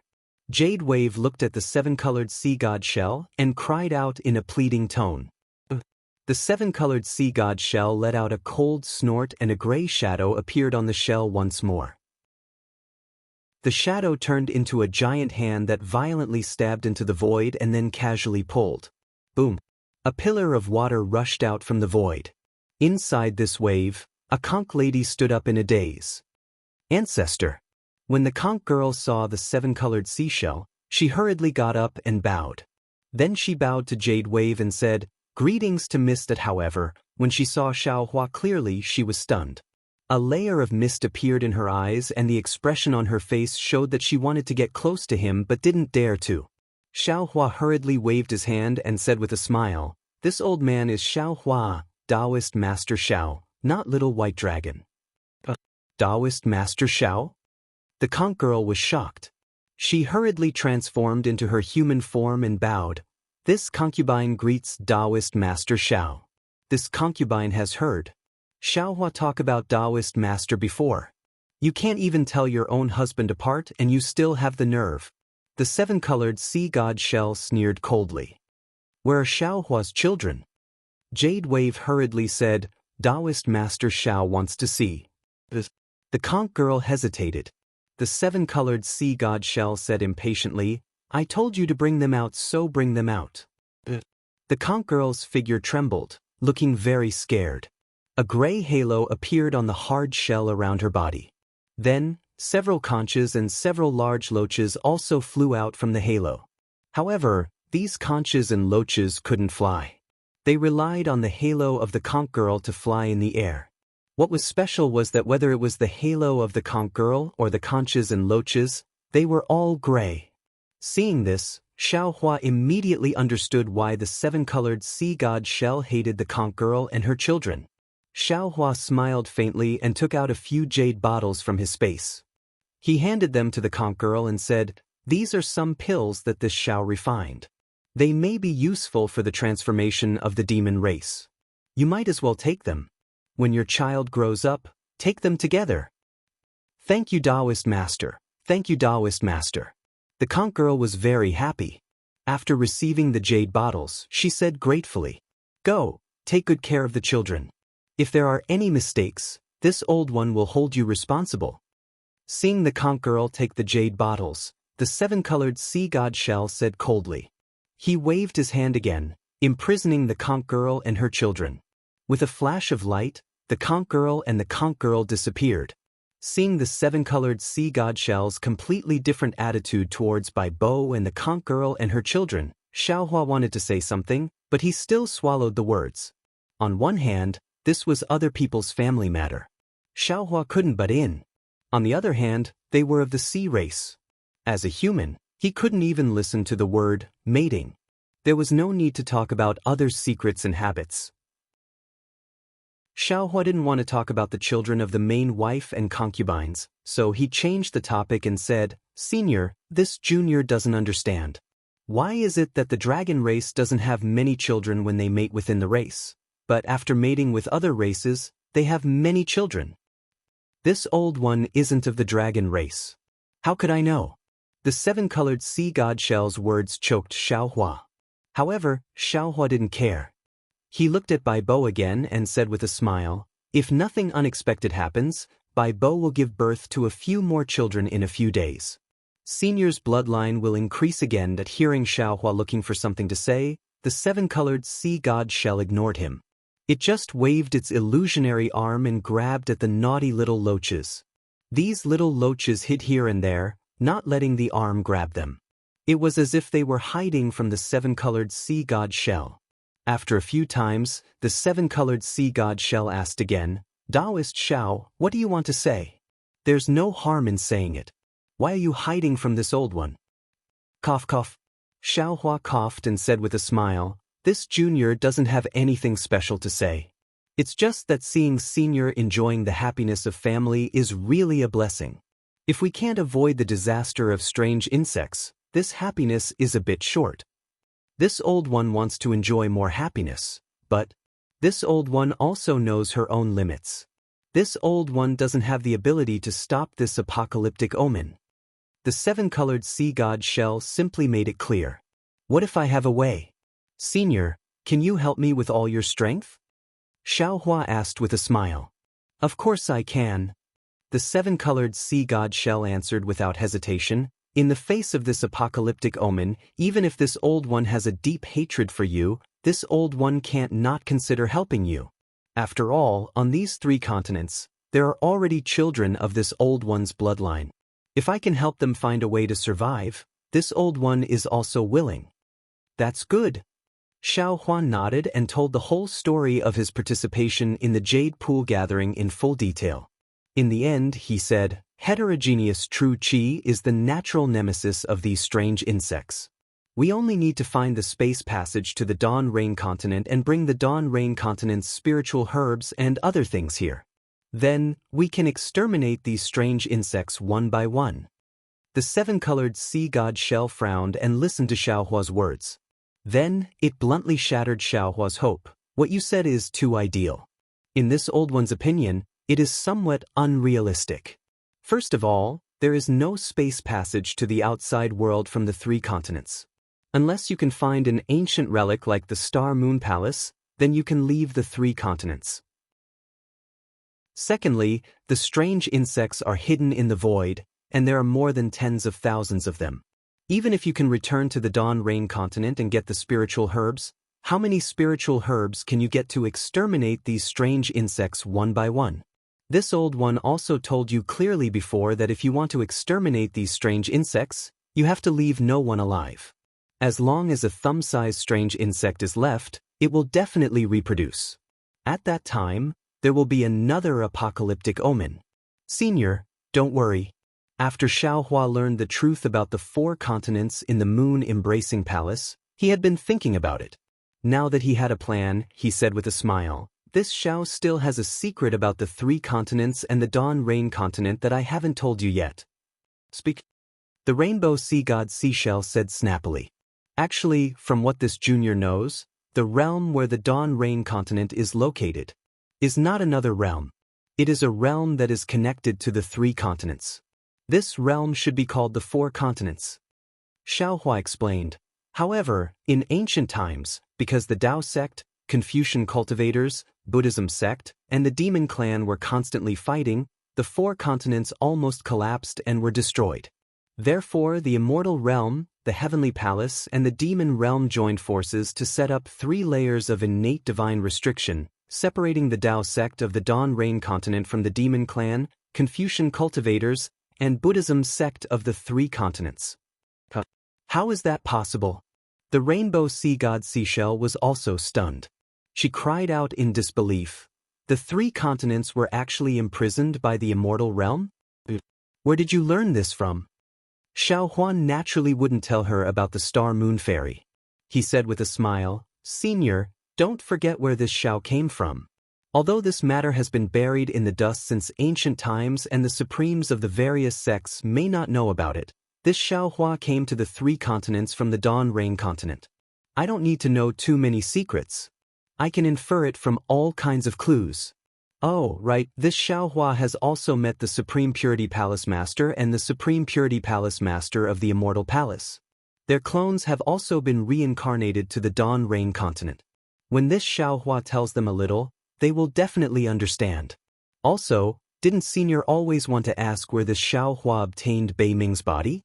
Now, this Xiao Hua can honestly tell Senior that this Xiao Hua saw it when the Xiao Hua passed through the Great Array. Presumably, Senior Bei Ming wanted to come to the 3 continents and accidentally encountered the passage of the Immortal Array. Give it a recommendation vote, collect it, and reward it. Thank you for all kinds of support. Chapter 4688. I see. I get it now. If that's the case, then it explains why there are no spatial passages around the 3 continents. Hearing Xiao Hua mention Bei Ming, the 7-colored sea god Shell's expression turned slightly better. He nodded slightly and said, "Actually, the edges of any world are where the laws of heaven and earth are condensed. These laws of heaven and earth can't be perfectly converged in many places, so it's inevitable that there will be some flaws that lead to outside of the world. I was originally wondering why the 3 continents didn't have such flaws, but now I understand that these flaws have been sealed." So, Xiao Hua said word by word, "Since we can't find the spatial passage to the Dawn Rain continent, we might as well start from breaking the restriction. As long as this great formation collapses, the foreign true energy of the Dawn Rain continent will rush over, and all the strange insects will be killed without us needing to do anything." "You're right. And it's also the only way to kill the strange insects." The 7-colored sea god Shell replied indifferently. "Unfortunately, you forgot. This is the innate divine restriction that separates the 4 continents. But it was set up by the immortals of the immortal world. How can you break it? What methods do you have to break it? And according to what I know, Bei Ming's strength should be far beyond yours, but he can't. Actually, Senior doesn't know. This great formation was set up in the ancient times until today. Who knows how many years it has existed? Time has always been the most fundamental weapon to break formations. Over the years, the spell formation had long since been eroded and destroyed by the mutation of true energy. It's just that we don't know." Xiao Hua smiled and said, "Otherwise, how can I go from the Dawn Rain continent to the 3 continents? How can Senior Bei Ming find the passage? If we can find the flaw or the core of the array, we might be able to break the array." The 7-colored sea god Shell chuckled and said, "Enlightened beings should discuss this with Immortal Emperor Go Qin and Mahavarokana revered sage, or find Ao Jia and the other dragons on Dragon Island. Maybe they can leave behind an ancient inheritance and know how to break the formation. If they want to find it, Senior should also find it." Xiao Hua smiled and said, "In this world, who can surpass the 9th level of origin energy? Other than Senior, who else can it be? If I don't discuss it with Senior, who else can I discuss it with? Who told you that I have the ability to surpass 9th grade essence force?" The rainbow sea god Seashell pursed its lips and refused to admit it. Gauchan Old Man knows, Mahavarokana Revered One knows, Ao Jia knows, this Xiao also knows. Xiao Hua calmly gave him a high hat. "Xiao Hua, Xiao Hua, this old woman really admires you. You beat around the bush to pull this old woman into action, but did you know? I've already done enough for you." The rainbow sea god Shell sneered as she covered her chest with her hand when she heard the laughter. Senior. Xiaohua was greatly puzzled and asked curiously, what other great things did Senior do that this Xiao doesn't know about? At this point, Xiaohua was suddenly startled and cried out in disbelief. Could it be that unfortunately, before Xiaohua could finish, the rainbow sea god seashell waved its hand and said, Jade Wave, you take the child and go first. I'll send the little white dragon back after he finishes his training in the wondrous lotus pool. There was no need for Jade Wave to reply. The rainbow sea god seashell sent her and the dozen or so multicolored shells and multicolored little loaches into the void. After the rainbow sea god seashell withdrew its arm, Xiaohua narrowed his eyes and looked at the rainbow sea god seashell. He smiled and said, when this Xiao heard the news of the West Sea Dragon King's disappearance, this Xiao felt that it was a bit strange. The West Sea Dragon King is a 9th grade Essence Force dragon. There might be some accidents in other places, but this is the West Sea. This is his nest, how could there be any accidents? Moreover, after this Xiao saw the real monstrous insect king, this Xiao was even more puzzled. However, since the Dragon King of the East Sea, Ao Qian, was unwilling to agree to this Xiao's conditions, this Xiao was too lazy to think about it. But this Xiao had never thought that. The instigator was Senior. This Xiao really admires Senior. At this point, no matter how the Dragon King of the East Sea tries to stop him, the West Sea Dragon Palace will inevitably have a new master. Don't look at this old one like that. The rainbow sea god seashell was smug, but she still smiled and said, this old one did it on purpose. This old one brought Little White to the West Sea's wondrous lotus pool for training, and coincidentally came across the West Sea Dragon King and the monstrous insect king fighting. This old one only casually moved my pinky, that's all. My goodness. Xiaohua smiled and said, Senior's pinky changed the West Sea's master, who else in this world can compare to Senior? Don't say so much useless things. The rainbow sea god seashell waved her hand and said, tell me, how did you negotiate with Ao Qian that day? Xiaohua recounted what happened that day, and said in the end, this Xiao did not intend to make Ao Qian agree. In the future, when our Fortune Gate establishes a foothold in the West Sea, wouldn't the West Sea belong to our Fortune Gate? Ao Qian doesn't have the final say on who becomes the master of the West Sea. Isn't your Fortune Gate located in the soaring Dragon Mountain range? When are you coming to the West Sea?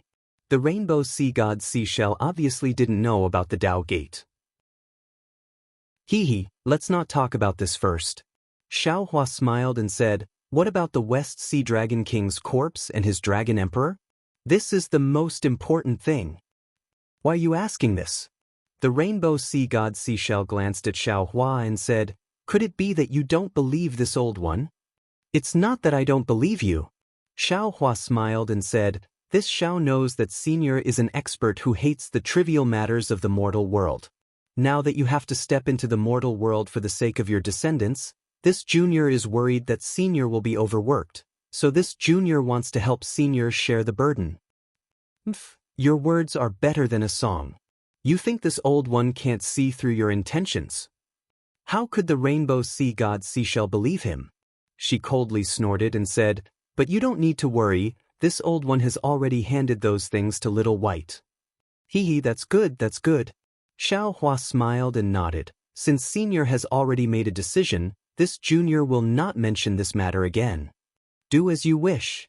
The rainbow sea god seashell lazily waved her hand. If there's nothing else, this old one will go and rest for a while. After a year or so, this old one will release Little White from the wondrous lotus pool. Don't. Xiaohua hurriedly blocked the rainbow sea god seashell and said with a smile, this junior hasn't seen Senior for a long time, this junior misses Senior. I still want to talk to Senior more. Who would believe that? The rainbow sea god seashell said with a smile. If you use this to deceive a human girl, you might succeed. But to use it on a shell race like this old one, you are really casting pearls before swine. Then this Xiao won't hide it from Senior. Xiaohua straightforwardly said, because of the world-destroying strange insect's predicament, my Tao Gate has also obtained an opportunity to develop. The Confucian cultivators and the Buddhist sect have already agreed to let the Tao Gate in the West Sea. Xiaohua recounted the Tao Gate's development in the West Sea to Huang Xiaolong and finally said, The reason I came to the West Sea is to find an immortal island or a blessed land for my fortune gate to build a good foundation for our future development. This Xiao didn't expect to run into Senior so soon after arriving at the West Sea. Maybe Senior was sent by the heavens to give this Xiao some guidance. How many of my descendants have your fortune gate's 200,000 troops killed? How can this old one look for a paradise for the fortune gate's disciples? The rainbow sea god Seashell sneered and said, "This old one is not so magnanimous." Xiao Hua was helpless, but he still didn't want to give up and said, "Senior, you can think about it." Previously, there were no fortune gate's disciples in the West Sea, and too many of the dragon race and sea tribes in the West Sea Dragon Palace were killed. If the world-destroying strange insect appears, your descendants will also suffer. My fortune gate's disciples came to the West Sea to solve your worries. You can't just watch as my fortune gate's disciples don't even have a place to stay, right? If you don't have a place to stay, then fly in the sky. The rainbow sea god Seashell coldly said, "If that doesn't work, then go to the West Sea Dragon Palace. That place is big. Although this old one has agreed to lend you a hand, that is only to stop the world-destroying omen. It has nothing to do with your fortune gate's survival. Moreover, if you can't find a way to exterminate the world-destroying strange insect, the 3 mainlands will disappear in 100 years. So what if your fortune gate finds a so-called immortal island? It will still be swallowed by the world-destroying omen. Let me tell you, the world-destroying omen loves places with rich origin energy. The more you look for an immortal island, the easier it is for you to be attacked by the world-destroying omen. You might as well find a rundown place and deal with them as you wish, waiting for your death." The rainbow sea god Seashell's body flickered with a dark gray light, and ripples appeared in the void around it. However, at the same time, more than a dozen thumb-sized world-destroying omen rushed out recklessly towards the rainbow sea god Seashell's dark gray light. The 7-colored sea god shell coldly snorted and completely ignored these monstrous insects. Boom boom boom. As the monstrous insects swallowed the gray shadow and exploded at the same time, the 7-colored sea god shell's figure flickered and disappeared into the void. This old seashell is really stubborn. No wonder he ran into world-destroying omen the moment he stepped out. Xiao Hua watched the 7-colored seashell leave and inwardly criticized. However, what this guy said also makes sense. That red mist monstrous insect likes to eat true chi the most. Now that it's looking for an immortal mountain or a paradise in the sea, it's just looking for trouble. It's better to find a reef to settle down. Give it a recommendation vote, collect it, or tip it. Thank you for all your support. Chapter 4689. However, a moment later, Xiao Hua smiled wryly. Didn't the fortune gate come to the West Sea to kill those mayflies? They found a mountain range and blessed land and set up an ambush. Are they inviting the insects into the trap? Forget it, I don't need to worry about this matter. Xiao Hua was a little irritated. He took out the Kunlun mirror and asked Princess Zixia to come out. After thinking for a moment, he said, "Zixia, take me to the West Sea Dragon Palace." "No problem." Princess Zixia quickly identified the direction and led Xiao Hua to a certain place. After flying for a while, Xiao Hua raised his hand and took out the Pegasus flying chariot. The Pegasus flying chariot could be considered an old monster with many years of experience. It raised its head and let out a long neigh that sounded like a dragon's roar. "Hee, this concubine has long heard that darling Xiao has a Pegasus flying chariot, but I have never sat on it. Seeing it today, it is indeed amazing." Princess Zixia covered her mouth and giggled. Xiao Hua was stunned and asked curiously, "Really? You have never sat on it before? What do you think?" Princess Zixia rolled her eyes and retorted, "Hee, you are the immortal palace's princess. What kind of honor haven't you seen?" Xiao Hua couldn't remember if Princess Zixia had sat on it before, so he could only say embarrassedly, "I was afraid you would laugh at me for being shabby, that's why I didn't dare to take it out." Princess Zixia knew that Xiao Hua was being perfunctory, but she acted as if she didn't know. She held Xiao Hua's hand and flew onto the flying chariot. She smiled and said, As long as it is something that belongs to me, no matter how expensive it is, I like it. Xiao Hua accompanied Princess Xixia on the flying chariot.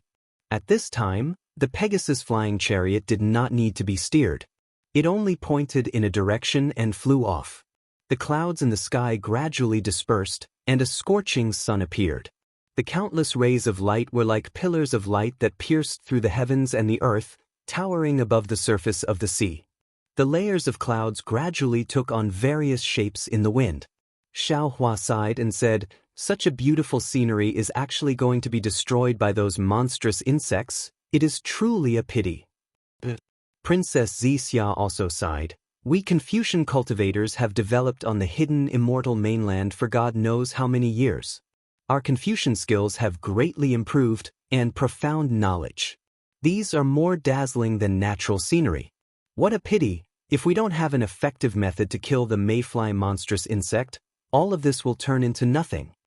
When Xiao Hua came out of the moon-embracing palace, he still hadn't discussed the details with Princess Xixia. Now that he had some free time, Xiao Hua told Princess Xixia the truth about the 4 great continents. Princess Xixia was dumbfounded. In the end, she shook her head and said, "Impossible, impossible. The 4 great continents only existed within the teachings of the Buddhist sect. The 3 continents were indeed the 3 continents. How could it be the 4 great continents? Moreover, the Tao sect had long been jointly annihilated by us Confucian cultivators and the Buddhist sect during the ancient times. How could it possibly still exist in Dawn Rain continent? The other 4 continents that are similar to the hidden immortal continent?" Xiao Hua smiled. Not to mention Princess Xixia, even he himself felt that it was inconceivable when he heard that the Tao sect had been annihilated on the day he arrived at the hidden immortal continent. The Immortal Palace, Lei Temple, and Great Sage Hall had said since the ancient times that the immortals and Buddhas had annihilated the Tao sect. This saying had been passed down for God knows how many years. Princess Xixia was even the princess of the Immortal Palace. She had been instilled with this idea since she was young. But now, she was suddenly told that everything she knew was false. The Tao sect still existed. Moreover, the Tao sect was previously more powerful than the Confucian cultivators, the Buddhist sect, and the demon race. How could she accept this? Xiao Hua smiled slightly. He raised his hand and waved. The diagram of the 3 continents appeared on the flying carriage. He said with a smile, "Xixia, look. To the north is the 1,000 demons sacred realm, to the east is the hidden immortal mainland, and to the south is the western paradise. The 4 seas have surrounded the 3 continents." As he spoke, Xiao Hua pointed again. At the western ocean, a black line appeared.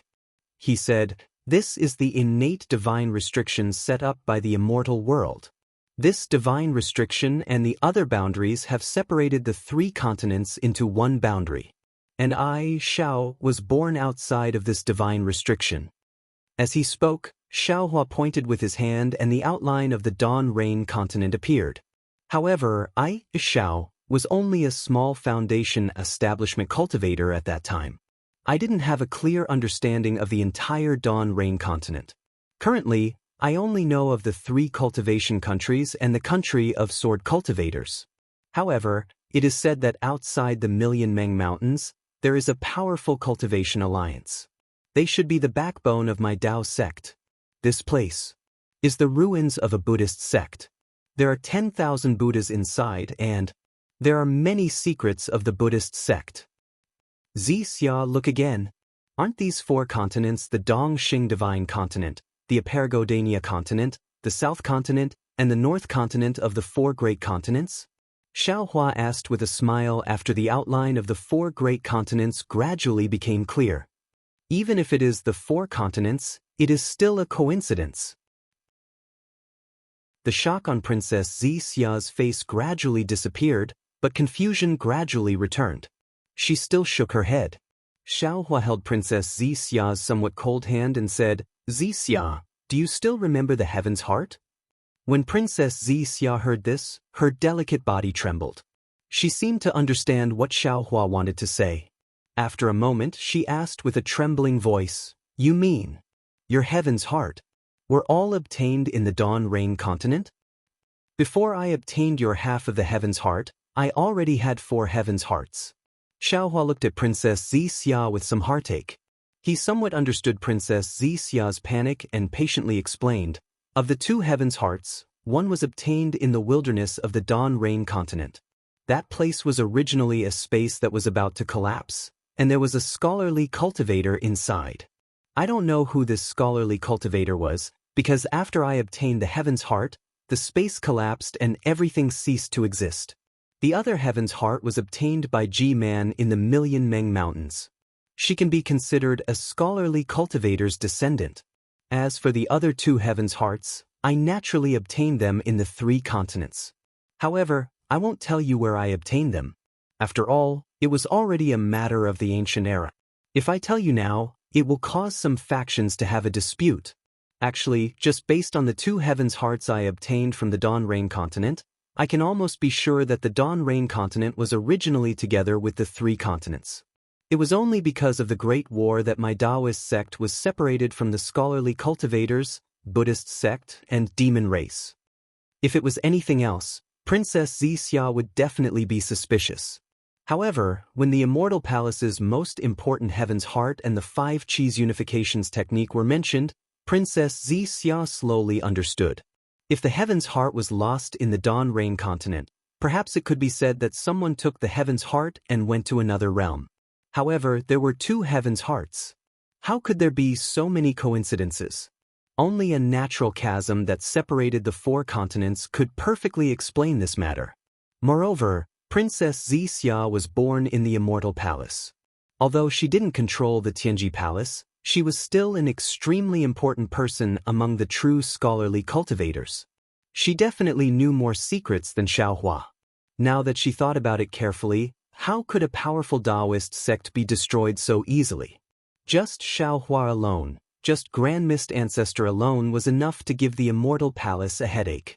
No matter what, a powerful Taoist sect wouldn't be so easily submerged in the passage of time.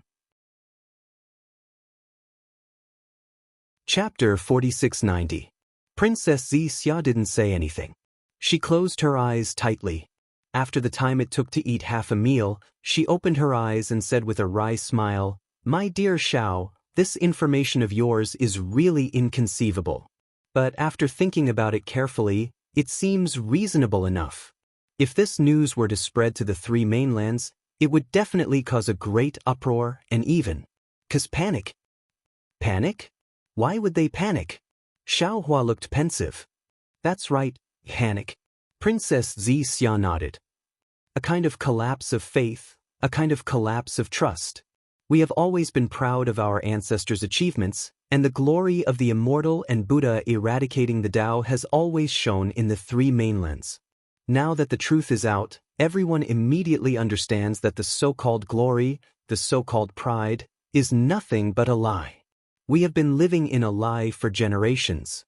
Think about my reaction just now. Even I can't accept it. What about the other Confucian disciples? What about the other Buddhist disciples? Therefore, now is not the best time to announce it. Xiaohua probed. That's right. Princess Zixia answered. This matter is only suitable for the various sects' venerables to know, and only they can help you find the clues to break the grand formation. When the mayfly insect's crisis reaches its peak, presumably, the various sects' venerables will have the confidence to break the grand formation. At that time, we can announce this matter. Although at that time, everyone might not be able to accept it, under such a great calamity, everyone will still think about their own survival, and will minimize the impact of this news to the lowest. After that, Princess Zixia explained again, and only then did Xiaohua understand. Perhaps finding the truth was simple, but how to announce the truth to the public was an extremely difficult matter. A single careless action could pierce through the bottom line of a sect's trust. Moreover, if Xiaohua announced this matter publicly, it might cause people with ulterior motives to take advantage of it, making Xiaohua and the Fortune Gate public enemy. At that time, not only would Xiaohua be unable to defend himself, he would not have the chance to explain, and he would not have the opportunity to resist the mayfly insects. He might even start a real war with the Confucian cultivators and Buddhist sects. And I understand.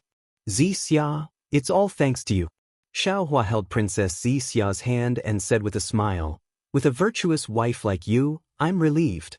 Princess Zixia smiled sweetly and replied, this kind of thing is the Immortal Palace's imperial technique. It's normal that you don't know about it. Is there a imperial husband technique? Xiaohua asked with a grin as he squeezed Princess Zixia's hand. Without anyone else around, Princess Zixia's shyness wasn't that bad. She also curled her lips and used her hand to pinch Xiaohua's hand. She smiled and said, you'll naturally know in the future. Speaking up to this point, Princess Zixia looked into the distance again and said worriedly, Darling Xiao, as far as I know, the Celestial Palace has never mentioned the 4 great continents. It's very likely that even Her Majesty herself doesn't know about this. What's your plan now? Let's not talk about finding a way to the Dawn Rain continent outside the realm for now. When Xiaohua heard this, he frowned and said, even people as strong as Fairy Xingyu and Su Ji said that there is no spatial passageway leading to the outer realm.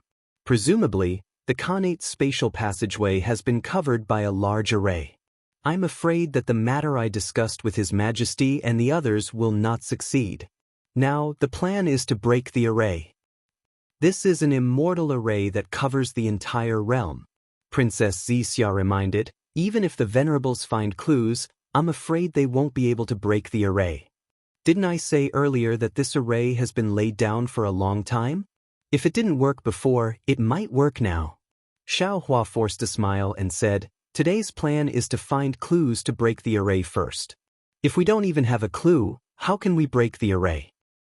The most frightening thing is, Princess Zixia was more farsighted. The Jade Lake Conference has just ended, and the Venerables are planning how to deal with the red mist insects.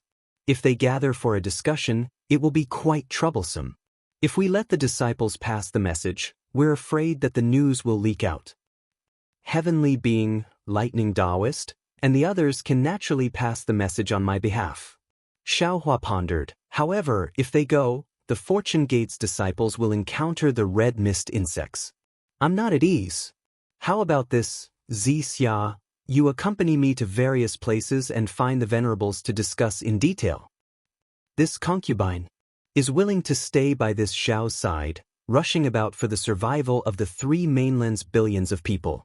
Princess Zixia's face blushed as she answered in a low voice. Seeing Princess Zixia's shy face, Xiaohua's heart was moved. He reached out his right hand and wrapped it around Princess Zixia's slender waist. Sensing Xiaohua's intention, Princess Zixia couldn't bear to refuse. Her other hand also held Xiaohua's hand at her waist. AI, what a smart female cultivator. Xiaohua sighed. His hand was held by Princess Zixia, so he could no longer move freely. Princess Zixia happily leaned on Xiaohua's shoulder. She didn't brush Xiaohua's face, but it also made him feel sweet. However, the two of them had just enjoyed a sweet meal when Xiaohua suddenly frowned. His divine sense seemed to have sensed something and he muttered under his breath, what time is it now? Actually, at saying this, Xiaohua pulled his hand out from Princess Zixia's and pointed in another direction, saying in a low voice, Pegasus, go there. The Pegasus was very obedient. It didn't let out a long cry, and with a wave of its wings of light, it changed direction and rushed towards the direction of the sunset. The West Ocean was vast and boundless. Aside from the surging waves, there were also many places with reefs. At this moment, when the sun was setting in the west, its blood-red brilliance was sprinkled on a group of reefs that stretched for several thousand li. The reefs here were a little different from the others. Only a small part of them were colorful coral reefs. Most of them were yellowish-brown in color. Some of these reefs were like mountain peaks, and a lot of them were exposed to the sea. Some reefs were like sharp cones that pierced out of the water surface, covering many parts of the water. Of course, there were even more reefs that were like large and small stones that were not near the water surface, letting the waves slap them and causing them to foam like cotton wool. The brilliance of the setting sun was somewhat slanted downwards, and one could see several hundred miles away from the reef. Woo-woo. The waves churned, and the wind howled. A dragon several hundred feet long rushed out from the bottom of the sea. The moment the dragon rushed out, It immediately roared at the sky. In an instant, the sky changed color. The originally clear sky was covered by dark clouds, and even the blood-red sun was blocked behind the clouds. Wasn't this dragon the third prince of the Western Sea Dragon Palace, Ao Ing? Third prince, third prince. After Ao Ing, several more dragons flew out. The first one chased after Ao Ing and shouted, "Third prince, third prince." Chapter 4691. Ao Ing, the third prince of the West Sea Dragon Palace, snorted coldly when he saw the dragon chasing after him. He swung his dragon tail at the dragon. The dragon tail smashed down like a mountain. The dragon was stunned for a moment before helplessness appeared on his face. He did not dare to meet the attack head-on and allowed Ao Ying's dragon tail to smash down. Third prince. A few dragon generals saw Ao Ying's dragon tail like a scissor and their expressions changed drastically. They hurriedly shouted from the side. Ao Ying suddenly snorted coldly when the dragon tail was about to hit the dragon general. He swept his dragon tail horizontally and brushed past the dragon general's body.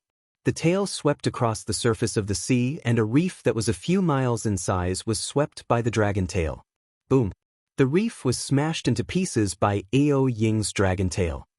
Third prince. The dragon general did not look at the surface of the sea. Instead, he hurriedly flew over and said carefully, "Why are you so calculative over a momentary loss? If you are angered over such a small matter, wouldn't you fall into their trap? Is this a small matter? Go by?" It would have been better if the dragon general did not mention it. Once he heard the dragon general's words, Ao Ing flew into a rage and shouted, "I am the third prince of the West Sea Dragon Palace. They actually ordered me to patrol the sea. They are humiliating me as a patrol. I know how angry the third prince is." The dragon general named Ao Bai said with a smile, "But they are now valued by the Dragon Island's dragon envoy and temporarily control the Dragon Palace. Their words are the orders of the Dragon Palace. We can't disobey the orders of the Dragon Palace." Another dragon general next to him also advised, "Third Crown Prince, please calm down. Besides, their orders aren't only directed at Third Crown Prince. Fourth Crown Prince, Sixth Crown Prince, and Seventh Crown Prince were also sent to patrol the other 3 areas of the West Sea. Now that strange insects have appeared in the West Sea, if we do not strengthen the patrol, I'm afraid there will be an accident." What accident can there be? Father has been missing for so long. The Sea Clan and Dragon Clan that followed him were all killed. Ao Ing said coldly, "Is there an accident worse than this?" Although His Majesty the Dragon King is temporarily missing, the West Sea Dragon Palace is still there. Ao Bai advised again, "This is the foundation of the West Sea Dragon Clan. There can't be any mistakes in this foundation. The West Sea Dragon Clan naturally has a reason to patrol the sea. Your Majesty's Dragon Palace's Majesty the Dragon Palace's Dragon Palace. But this dragon envoy is strange." Another dragon by the side asked curiously, "Last time, it was His Highness who led our West Sea Dragon Clan to Dragon Island to train. He should have a deep impression of His Highness. Why is it that when they arrived at the West Sea Dragon Palace, they are actually so close to them?" Ao Bai knew better. "Last time, I almost lost my life on Dragon Island. After coming out of the stacked Jade Legacy land, I rushed back to the Dragon Palace and neglected the social activities on Dragon Island. Actually, it's not just me. The princes of the East Sea Dragon Palace and the South Sea Dragon Palace are the same. The 7th prince of the North Sea Dragon Palace even died in the stacked Jade Legacy land." Ao Bai echoed, "That day, the 3rd prince was decisive. He handled the matter of the stacked Jade Legacy land very well. After returning, he got His Majesty's approval. Thinking of that day, I'm so proud of the 3rd prince. His Majesty's heart is obviously biased." Alas, Ao Ing sighed again, "This king's luck is really bad." Actually, it's not necessarily so. Ao Bai laughed again. "Don't humans have a classic story of enduring hardships to seek revenge? Your Majesty might as well imitate it." "Third prince, Do you know the 10th prince of the East Sea Dragon Palace, Ao Feng? That guy endured for 300 years and was ridden by a monk for 300 years. In the end, he achieved success and fame. Not only did he get the Buddha fruit of the Buddhism sect, he also got the approval of the Dragon King of the East Sea to officially enter the Crown Prince Long Su and have the chance to inherit the dragon throne of the East Sea? Disgusting! Disgusting! Ao Ing shouted. He was ridden by a human for 300 years. Don't mention this in front of this king. Ha! Ao Bai laughed. Of course, Ao Shun's comparison is inappropriate. Ao Feng naturally can't be compared with the third prince. He's just an illegitimate 10th prince, while the third prince is the top successor. However, Ao Shun's words are reasonable. The third prince has to listen to him. We'll endure this difficult period for the time being and minimize the influence of the dragon envoy. With the third prince's reputation in the Dragon Palace, how can the first prince be his opponent? Won't the dragon throne of the Dragon King of the West Sea belong to the third prince sooner or later? Hao Ying smiled coldly and said, "This king has never taken Ao Qian seriously. He's too confident. He thinks that he's the first prince and is the closest to the dragon throne. He doesn't listen to father in many places. In the palace, there are other dragon palaces of the other 3 seas. He doesn't have many friends. If not for the appearance of the dragon envoy, he would have." Seeing Ao Ying's confidence, Ao Bai smiled bitterly and said, "Third prince, times have changed. You must not be careless. After all, the first prince is the first prince. He has the moral high ground. The dragon envoy of the Dragon Island has no better choice but to rely on the first prince." "I know." Ao Ying glared at Ao Bai and said, "Am I not building a good relationship with the first prince of the East Sea Dragon Palace, Ao Xiang? He's temporarily staying in the Dragon Palace of the West Sea under the orders of the Dragon King of the East Sea. Isn't it a good opportunity for him to restrain the dragon envoy of the Dragon Island?" That's good, that's good." Ao Bai nodded and smiled. "With the third prince's breadth of mind and strategy, you're the real master of the Dragon Palace of the West Sea. We all understand this. Actually, third prince, I've forgotten. The most important thing is not within the Dragon Palace, but outside of it." Ao Shun was not to be outdone. He suggested in a low voice, "What's fought for in the Dragon Palace is prestige. What's fought for outside of the Dragon Palace is real power. The first prince is really stupid. He might have really forgotten about this and sent the few princes who are not on good terms with him out to patrol. He has a plan in mind to send the princes into danger. But at the same time, there are opportunities within danger, especially your highness. The sea region you're patrolling is not far from where His Majesty the Dragon King went missing. If you get the dragon throne of the West Sea Dragon Palace, why do you have to care about the dragon envoy of the Dragon Island and the first prince of the East Sea Dragon Palace? Why do you have to be calculative with the first prince?"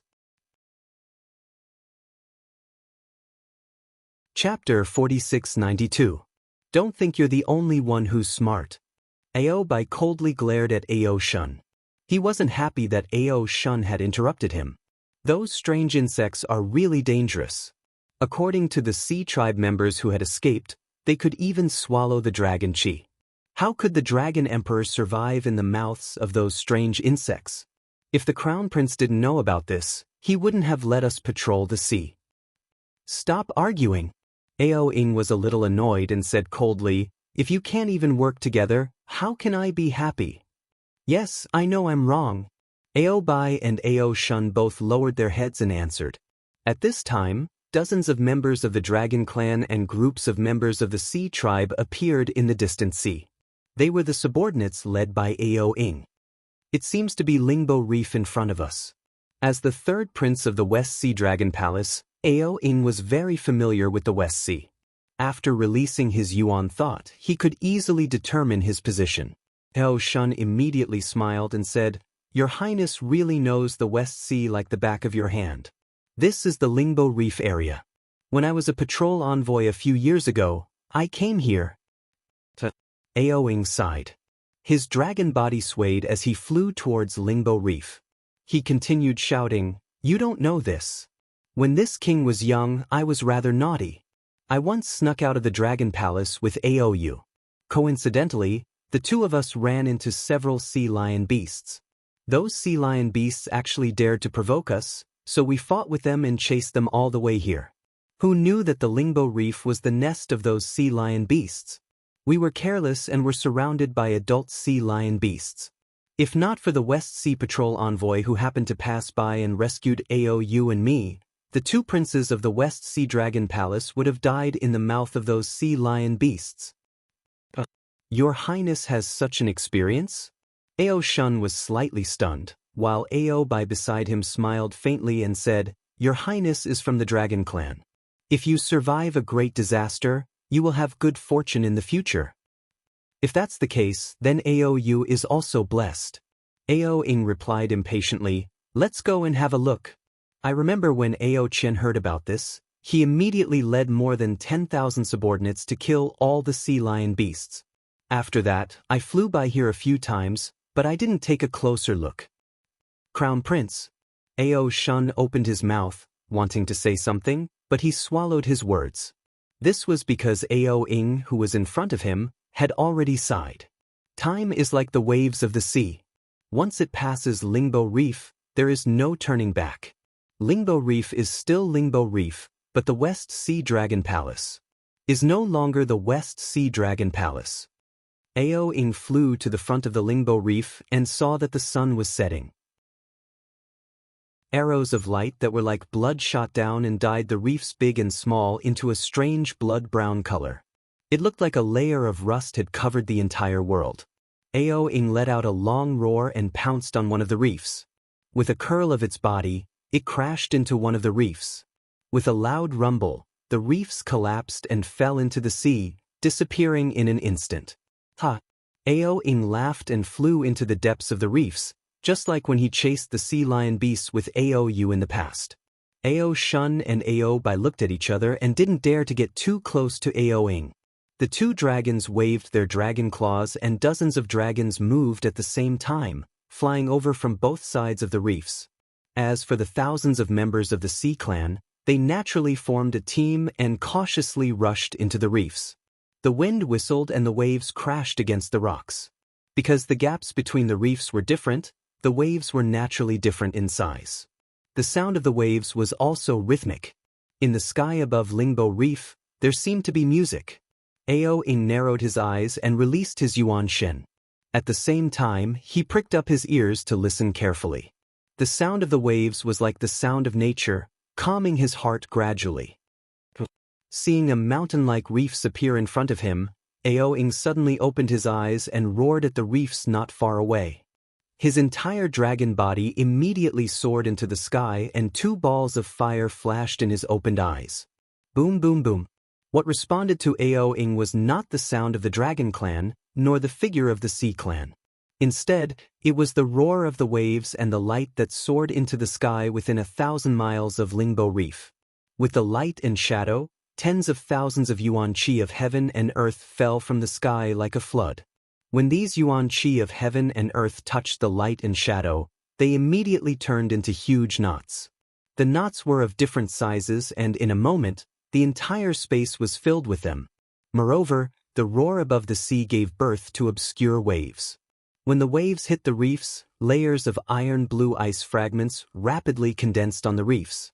Then, strands of dragon patterns quickly covered the entire surface of the sea faster than the light and shadow. Not good. Ao Ing noticed the abnormality in the sound of the waves and rushed into the sky without hesitation.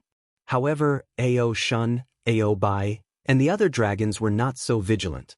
It was only after the yuan qi of heaven and earth was formed in the space and the dragon patterns covered the surface of the sea that they realized. Ao Shun immediately roared, "The Sea Clan has set an ambush. Quick!" Ao Bai also did not expect that as a member of the West Sea Dragon Clan, he would encounter an ambush in his own sea. Shocked, he hurriedly ordered, "Protect the third prince." Dozens of dragons shouted. They moved their bodies and rushed into the sky.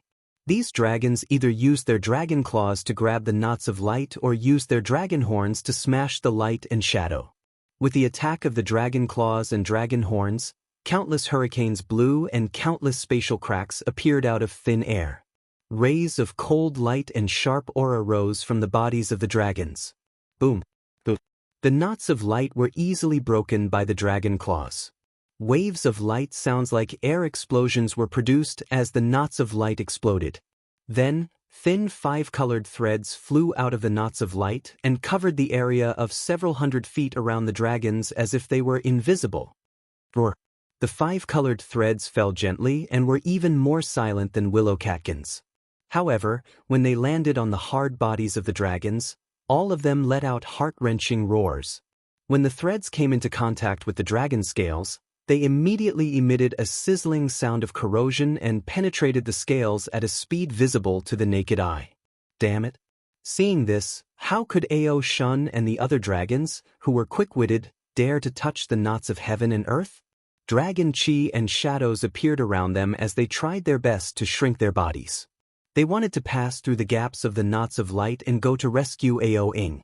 When the dragons rushed into the sky, there were naturally dragons who escaped into the West Sea. However, as soon as these dragons touched the surface of the sea, the dragon patterns on the surface of the sea immediately emitted an even thicker green luster. Bang bang bang. The sound of heavy objects hitting the surface of the sea was heard again. The surface of the sea was covered with a thick layer of ice. This layer of ice was so strange that even the powerful bodies of the dragons could not penetrate it.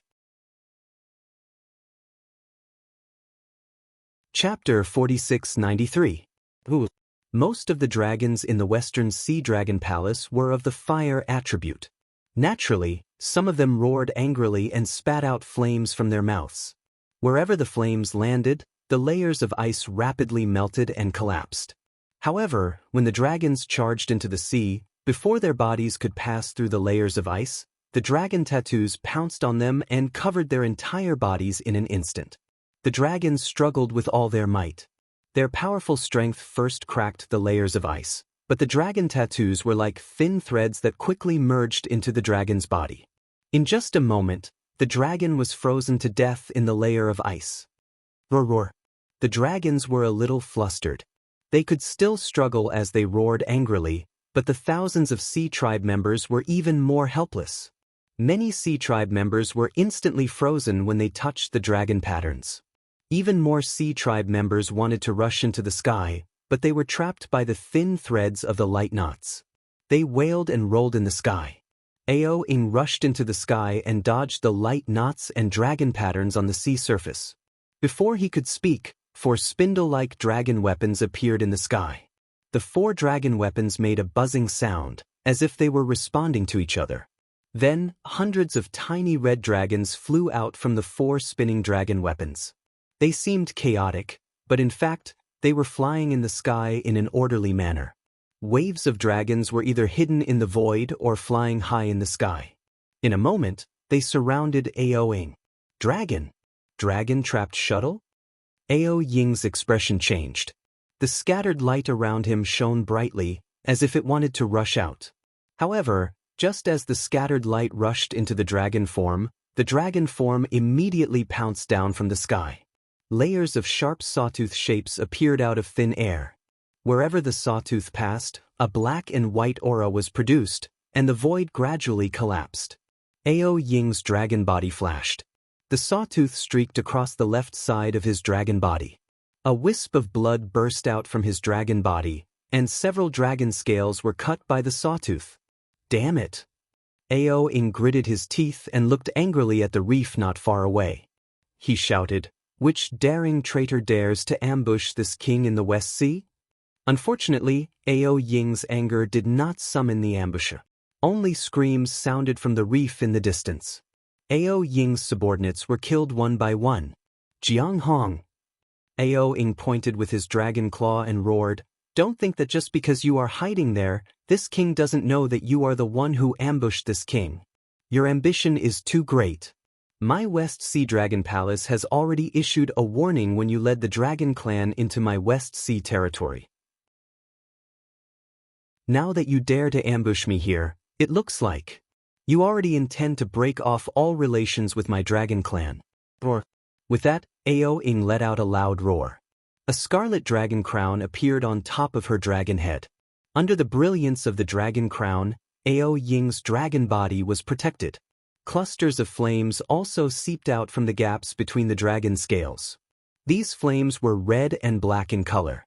The black flames were like Ao Ying's anger, burning the entire space. Ao Ying roared angrily and pounced towards the towering reef. The dragon horn emitted a scarlet-red beam of light that pierced straight into the reef. The reef collapsed in response. Above the reef, bursts of spatial ripples appeared, and a huge dragon-shaped figure flickered in the void like a flickering candlelight. Although the dragon figure was very blurry and constantly flickered in the setting sun, in Ao Ying's eyes, it was as if lightning had struck her. While Ao Ying's dragon body trembled, she cried out in disbelief, "It's actually you? Sai, third brother, why do you have to do this?" Seeing that his tracks were exposed, the dragon slowly revealed himself and sighed. "Since you already think that I am Jiang Hong from the Heavenly Abode River, you also know that you are powerless to escape this predicament. Sooner or later, you will die under this dragon coiling shuttle. There is no need to force me to show myself like this." Haha. Ao Ying didn't know whether to cry or laugh. Her roar tore the nearby dragon image apart. "If I didn't force you into a corner, how could I force you to show yourself? If I didn't see you with my own eyes, how would I know that my beloved second brother is actually lying in ambush here and wants to kill me with his own hands?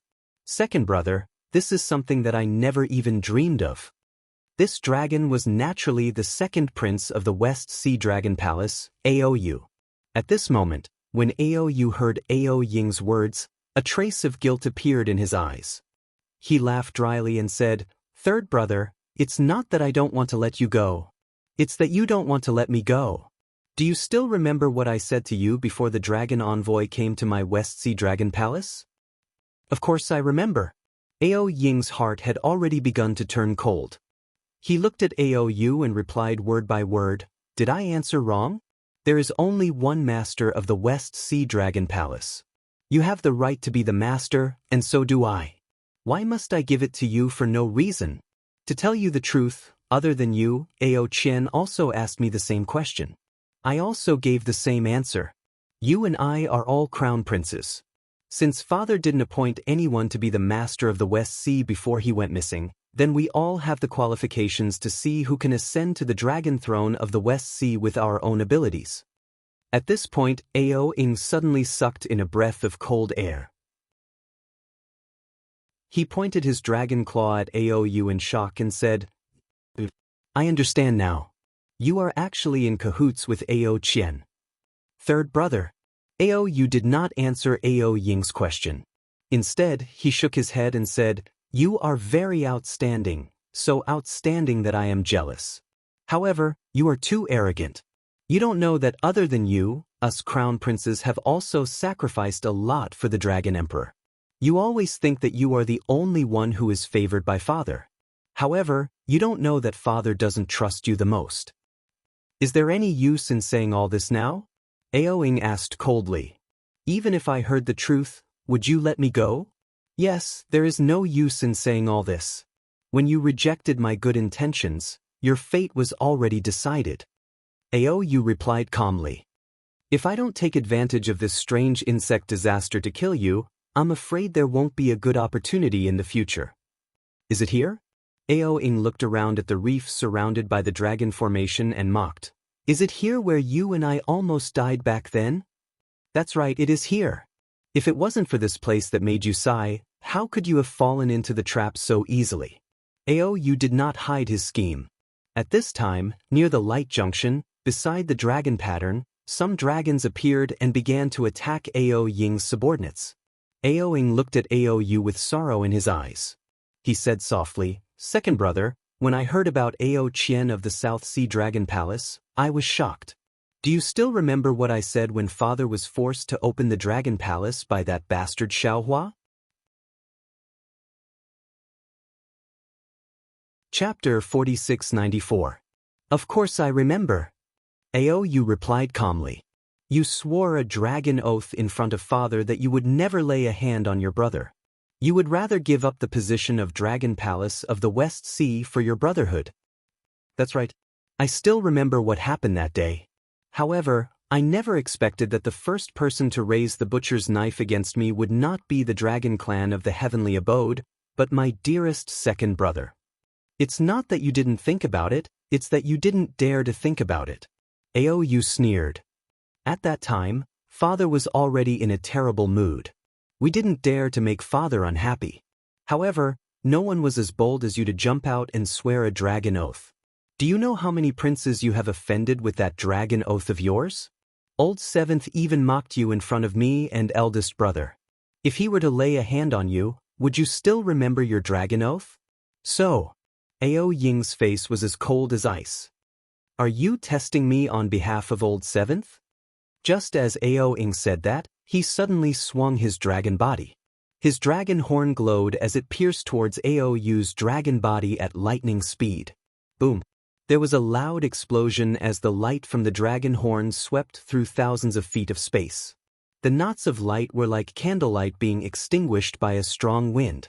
Even the dragon-slaying threads were like broken spiderwebs floating in the air. Where the dragon horn landed, Ao Yu's dragon body shattered into pieces. Pieces of greenish-brown boulders flew into the sky. Ha, old third, this is the dragon array. Do you think I will face you head-on? Ao Yu's voice sounded from another direction. His dragon body naturally appeared in the sky. Roar, roar. Ao Ying seemed to have used some secret technique of the dragon clan. After his dragon horn dimmed, the dragon chi around him was quickly withdrawn. At the same time, the threads that had been swept away earlier strangely appeared in the wind again. They were like entangling threads of love that silently fell. Ao Ying was the same as the other dragons. Although huge dragon runes appeared on the dragon scales where the thin thread landed, trying to block it, sizzling sounds could be heard as the thin thread sank into the scales. Ao Ying could not help but cry out in pain as the huge dragon tail swung wildly in the wave reef. Damn it! Ao Ying opened his dragon's mouth and spat out a mouthful of dragon's breath. Terrifying yuan qi descended from the sky and struck the light knots and thin threads that had quietly appeared. Unfortunately, neither the dragon's breath nor the yuan qi could destroy them. Instead, the thin threads became even clearer bones splintering silk. Ao Ying's eyes were filled with hatred as he roared loudly, seemingly unwilling to accept this. Ao Yu, you actually used the bone-splintering silk to kill your own brother? I'm really disappointed in you. Hee, disappointed? You've been disappointed in so many things. Ao Yu sneered. If you were in my shoes, would you be able to guarantee your dragon oath? Can you guarantee that you won't attack the other brothers? Alright. Ao Ying shouted. Since you've already made the first move, then this king's dragon oath has naturally lost its effect. Don't blame this king for not showing mercy. At this point in time, how can there be any mercy left? Ao Ying, you're thinking too much. Ao Yu was not in a hurry as he spoke slowly. However, the dragon crown on Ao Ying's dragon head suddenly cracked inch by inch and a ruby-like jade seal was revealed. Once the jade seal was revealed, it immediately emitted sparks. The sparks landed in the air and created extremely hot ripples. Red marquee seal. Ao Yu saw the jade seal and could not help but be shocked. He shouted, "The red marquee seal that was stolen from my West Sea Dragon Palace for 10,000 years. Is actually in your hands? You can go to hell." Ao Ying did not answer Ao Yu. His dragon horn emitted a brilliant light again as he activated the red marquee seal. A scorching flame soared into the sky and instantly enveloped the surrounding 50 kilometers. Within the flame, not only did the light knot and thin threads disappear, even the frozen surface of the sea melted instantly. What was even more terrifying was that the rocks of the Lingbo Reef turned into molten iron in the flame. Damn it. Ao Yu was panic-stricken. His body appeared in another direction. The void and the dragon scales had already lit up with thin strands of fire. Ao Yu, do you know what it means to go for wool and come home shorn? Ao Ying laughed maniacally as his dragon body regained its vitality. Just as he was about to pounce at Ao Yu, something strange happened. Within the slightly pitch-black flames, A sharp point that was hundreds of feet long suddenly flashed. There was also a layer of flames around the sharp point. The flames blocked Ao Ying's Yuan's psyche depth. When blood splattered, the sharp point easily stabbed into Ao Ying's dragon body. The dragon aura around Ao Ying rapidly dissipated. Furthermore, the red marquee seal above Ao Ying's head emitted a decadent aura. In the surrounding space, the invincible flames immediately disappeared. Ao Ying's dragon claw clawed back, wanting to grab the triple chestnut-shaped sharp point. However, where his dragon claw landed, the sharp point emitted a cold light and blocked his dragon claw. Ao Ying roared helplessly as his dragon body tumbled in the sky. An indescribable misery appeared in his eyes as his roar of disbelief resounded throughout the Lingbo Reef. I know. This is Saint Zhang's dragon breaking all. Oh, Ao, you actually dared to lure the Saint River Dragon clan from the Western Paradise into my West Sea. At this moment, there was a loud boom. Not far away, under the layer of ice that had already melted, a five-colored flood dragon soared into the sky. That flood dragon landed in midair and smiled faintly. Although I am the young master of Saint Zhang, I am also the prince consort of the West Sea Dragon Palace. If something happens to our West Sea Dragon Palace, as the prince consort, how can I just stand by and watch? Jing Qing. Ao Ying screamed crazily. I will not let you off even if I become a ghost, much less Ao Xian. Don't worry, you won't become a ghost. Ao Xian won't come to the West Sea either. The young master of the Saint River Dragon clan, Jing Qing, smiled faintly. He looked quite charming. When he looked at Ao Yu again, his previous panic immediately disappeared. He sneered. Ao Ying, don't think that no dragon clan can do anything to you just because you have the red marquee seal. I already knew that the red marquee seal was in your hands. However, at this point, something strange happened again. Chapter 4695. Unfortunately, before Ao Yu could finish his sentence, Ao Yu's voice suddenly became high-pitched. A scream came from his mouth. Looking at his dragon body that had not completely extinguished the flames, a dragon piercing all that was exactly the same as the one on Ao Ying's body appeared. At this time, the dragon piercing all rushed out from the bottom of the sea and pierced deeply into Ao Yu's heart. How is this possible? Ao Yu's face was filled with disbelief. He looked at Ao Ying's pain and then looked at the dragon piercing all on his dragon body. He roared, How can there be two dragon piercing alls? Jing. At this time, there was another roar. A dragon with green fog around her body rushed out from the bottom of the sea. The dragon's body looked a little petite. It was obviously a female dragon. Ao Xian? Ao Yu looked at the female dragon and cried out, You didn't go to. However, at this moment, Ao Yu seemed to have understood something no matter how foolish he was. Sure enough, Ao Ying, who was in extreme pain earlier, suddenly stopped his rolling dragon body in the sky. With a cold smile on his face, he said, Yes, Big Sister was going to attack Old Seven, but she was worried about Little Brother and specially came to take a look. Damn it. Ao Yu shouted. He used his dragon claws to point at Ao Ying, Jing Qing and Ao Xian in disbelief. He said, I thought I was smart, and my plan was unparalleled in the West Sea. But after so many calculations, I only realized now that I am the stupid one. I am the prey of others. You are really stupid. Ao Ying laughed heartily. For an ambush like the Lingbo Reef, if it wasn't for this king's intention, who would really come to this dangerous reef for no reason to patrol? If I didn't care about my dragon oath, why would I let you make the first move? Now that this king's dragon vow hasn't been broken, and your life is gone, this king is the biggest winner. Ao Yu felt his dragon body getting colder and colder. He knew that he was about to die, but he was really unwilling. He stared at Ao Xian and said word by word, Big Sister, are you really so heartless? Ao Yu, don't blame Big Sister. Ao Xian said in a low voice. The West Sea is no longer a paradise. All the powers that have the strength to compete have come. I am the princess of the West Sea Dragon Palace. I also have the qualifications. Furthermore, didn't you make a move on third brother first? Ha Aoing, oh Aoing. Ao you did not wait for Ao Xian to finish speaking as he laughed out loud. He looked at the dragon breaking all that had already entered his dragon body and said, "Don't say that I'm an idiot. Aren't you? An idiot too?" Jing Qing immediately moved away from Ao Ing and laughed. Ao you're about to die. Don't try to sow discord between us. Ha, don't worry big brother-in-law. Ao Ing laughed and pulled out the dragon breaking all from his body. He said, "How can I not believe big brother-in-law?" However, just as his dragon claw landed on the dragon breaking all, boom. The dragon breaking all emitted a blinding light. The entire dragon breaking all suddenly expanded and a sharp light appeared from the dragon breaking all. It pierced into Ao Ying's dragon body like a hot knife through butter. The dragon breaking all was so powerful that it actually pushed Ao Ying's huge dragon body down 1,000 feet and nailed him onto a huge rock.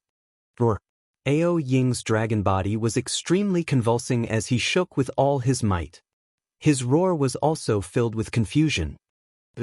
How did this become the real dragon breaking all? Third brother. Ao Xian's faint voice sounded from afar. You wanted to find a replica of the dragon breaking all to fool Ao you. However, there is no such replica in this world. Thus, Big Sister had no choice but to give you a real dragon breaking all. Because Saint Zhang's dragon breaking all is a pair of male and female. Haha. Ao you laughed until tears flowed down his face. Although he was exhaling more than he was inhaling, he still forced himself to shout. Ao Ing, do you still remember what your dragon oath was? If you attack your own brother, you will be nailed to death on the West Sea's rock. Ha, the heavens are fair. Ao Ing, you asked me just now. Is it time for me to ask you now? Do you know what it means to lift a rock and smash it on your own feet? Do you know what it means to invite a wolf into the house? Do you know what it means to? Unfortunately, as he spoke, Ao you had already collapsed and no longer made a sound. Ao you was dead and Ao Ing also stopped struggling. This was because the dragon breaking all had nailed him onto the rock. His life was flowing away like the seawater being washed away by the Lingbo reef. He lifted his dragon head helplessly and said weakly, "Big sister." Yet however, other than these few words, he could not say anything else. This ambush on the Lingbo reef was his plan.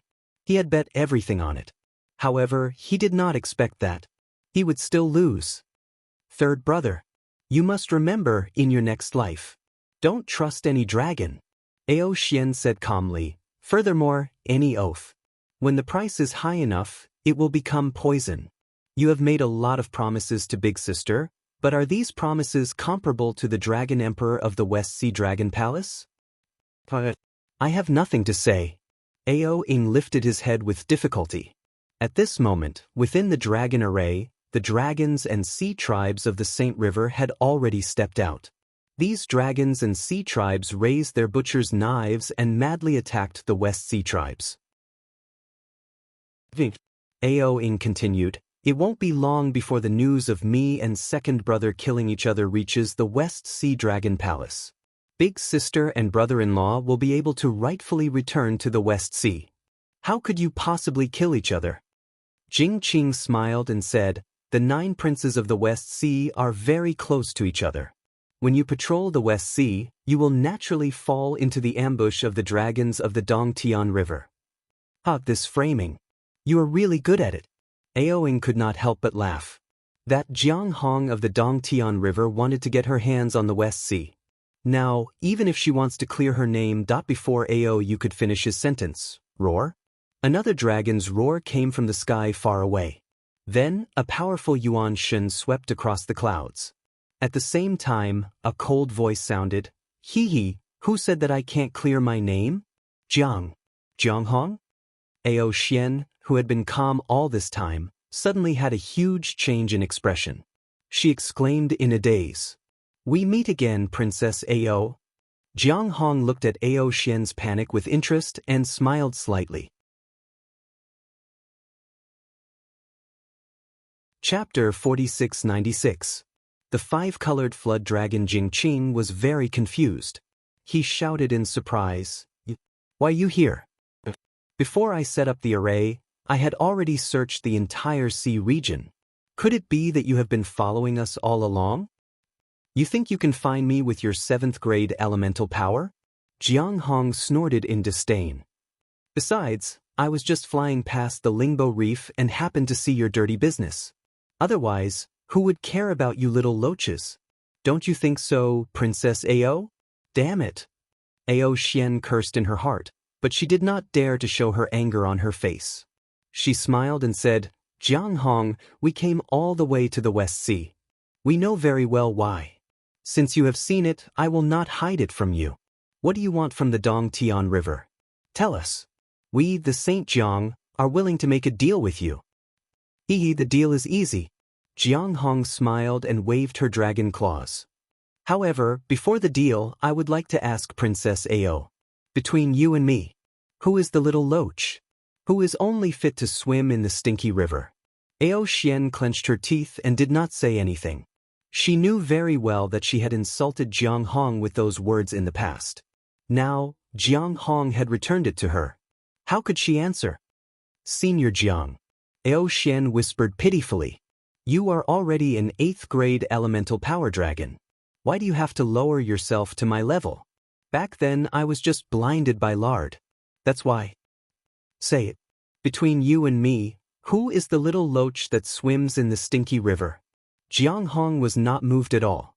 Ao Xian glanced at Jingqing and then at Ao Ying, who was on the verge of death but still forced herself to watch the show. She gritted her teeth and answered, "Of course it is me." "Ao Xian, you can't even finish your sentence? Why can't I understand what you are saying?" Jiang Hong asked Ao Xian as she recalled the scene of her being humiliated that day. "Yes, Senior. Junior Ao Xian is that little loach that is only fit to swim in the smelly sewers." Ao Xian clearly remembered Jiang Hong's reply that day. She also replied word by word. At least you can see your true colors clearly. Not bad, not bad. You will have a bright future." Jiang Hong smiled and said, "However, before we discuss your future, I want to ask again. What happened on the Liao River of the hidden immortal continent? Leaked the whereabouts of the heavenly river lineage to the North Sea Dragon Palace?" When Ao Xian heard this, her expression changed drastically. She did not hesitate to point at Ao Ying and said, "Senior Jiang, that was Ao Ying's doing. Junior has already married into Sage Jiang. How could I have information about Liao Jiang of hidden immortal continent?" Ao Ying was furious. Just as he was about to retort, a large amount of dragon blood seeped out of the dragon, breaking all. Ao Ying howled a few times and died. This is called dead men tell no tales." Jiang Hong laughed loudly and said. Ao Xian's expression calmed down, and she smiled. "Senior is wise, this matter is. This was done by you, Sage Jiangji." Unfortunately, before Ao Xian could finish, another thunderous dragon roar was heard. Ao Zhan descended from the sky from another direction. Ao Zhan? Jingqing looked as if he had seen a ghost. His dragon body shook. "Why are you here too?" "Why can't I be here?" Ao Zhan smiled. "If I didn't come, how could I see what Sage Jiangji and his dragon husband did? How could I see Princess Ao killing her 2 younger brothers in order to seize the dragon throne of the West Sea Dragon Palace? If I didn't come, how could I expose Princess Ao's secret to the North Sea Dragon Palace? What evidence do you have?" Ao Xian gritted her teeth and said again. Ao Zhan raised his right claw and waved it. "I don't need any evidence. I just need to prove that I was the dragon guard of the East Sea." "Damn it." Ao Xian cursed in a low voice. She didn't know how to refute because she knew clearly that the dragon guards of the East Sea Dragon Palace were responsible for the information of the East Sea Dragon Palace and the safety of the princes. He could easily find out what she did back then. Boom. Jiang Hong stretched out his dragon claw, and in a loud roar, a golden dragon claw shadow that was hundreds of feet long broke through the air. It leaped across the few miles of space and grabbed Ao Xian's dragon body. Ao Xian naturally wouldn't sit still and wait for death. She hurriedly swung her dragon tail and pointed at the dragon, breaking all on Aoyu's body at the same time, and pounced on Jiang Hong. Jiang Hong's dragon claws tore apart the dragon formation and landed on Ao Xian's violent dragon tail. Two muffled sounds rang out. What followed was Ao Xian's blood-curdling screams. Jiang Hong's dragon claws dug deeply into Ao Xian's dragon tail, tearing apart the dragon scales. That dragon tail, which was indestructible to ordinary humans, was even torn apart by Jiang Hong's claws. Dragon breaking all? It's just a piece of scrap metal in your hands. Seeing the dragon breaking through the air, Jiang Hong sneered. He opened his mouth and spat out a dragon breath, which blocked the dragon breaking all a few miles away. No matter how hard the dragon breaking all struggled, it couldn't move forward even half an inch. I'll fight you to the death. Jing Qing roared and pounced on Ao Zhan crazily. Ao Zhan didn't dare to be as casual as Jiang Hong. He roared and urged his dragon body to meet Jing Qing's attack head-on. For a moment, the originally cold and cheerless Lingbo Reef once again flared up. Waves of water soared into the sky like pillars, and the airwaves tore apart the clouds in the sky. The battle between the two enormous dragons even smashed many reefs into pieces. Although Ao Zhan had gained a lot of benefits, he had only cultivated for a short period of time. He was already at a disadvantage in the time it took to eat a meal.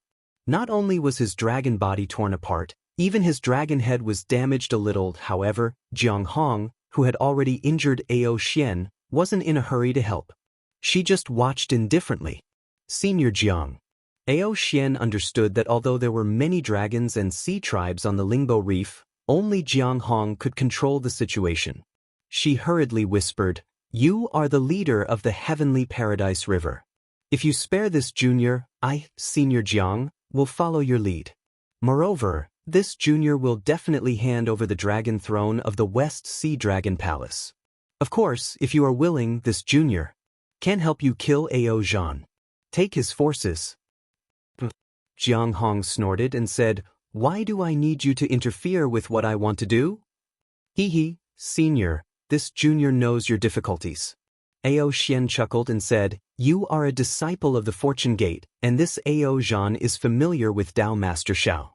If I'm not mistaken, Dao Master Shao has already promised the dragon throne of the West Sea Dragon Palace to Ao Zhan. Although Ao Zhan has the bloodline of the Hui tribe's patriarch, his strength is still weak. How can he compare to your great talent and strategy?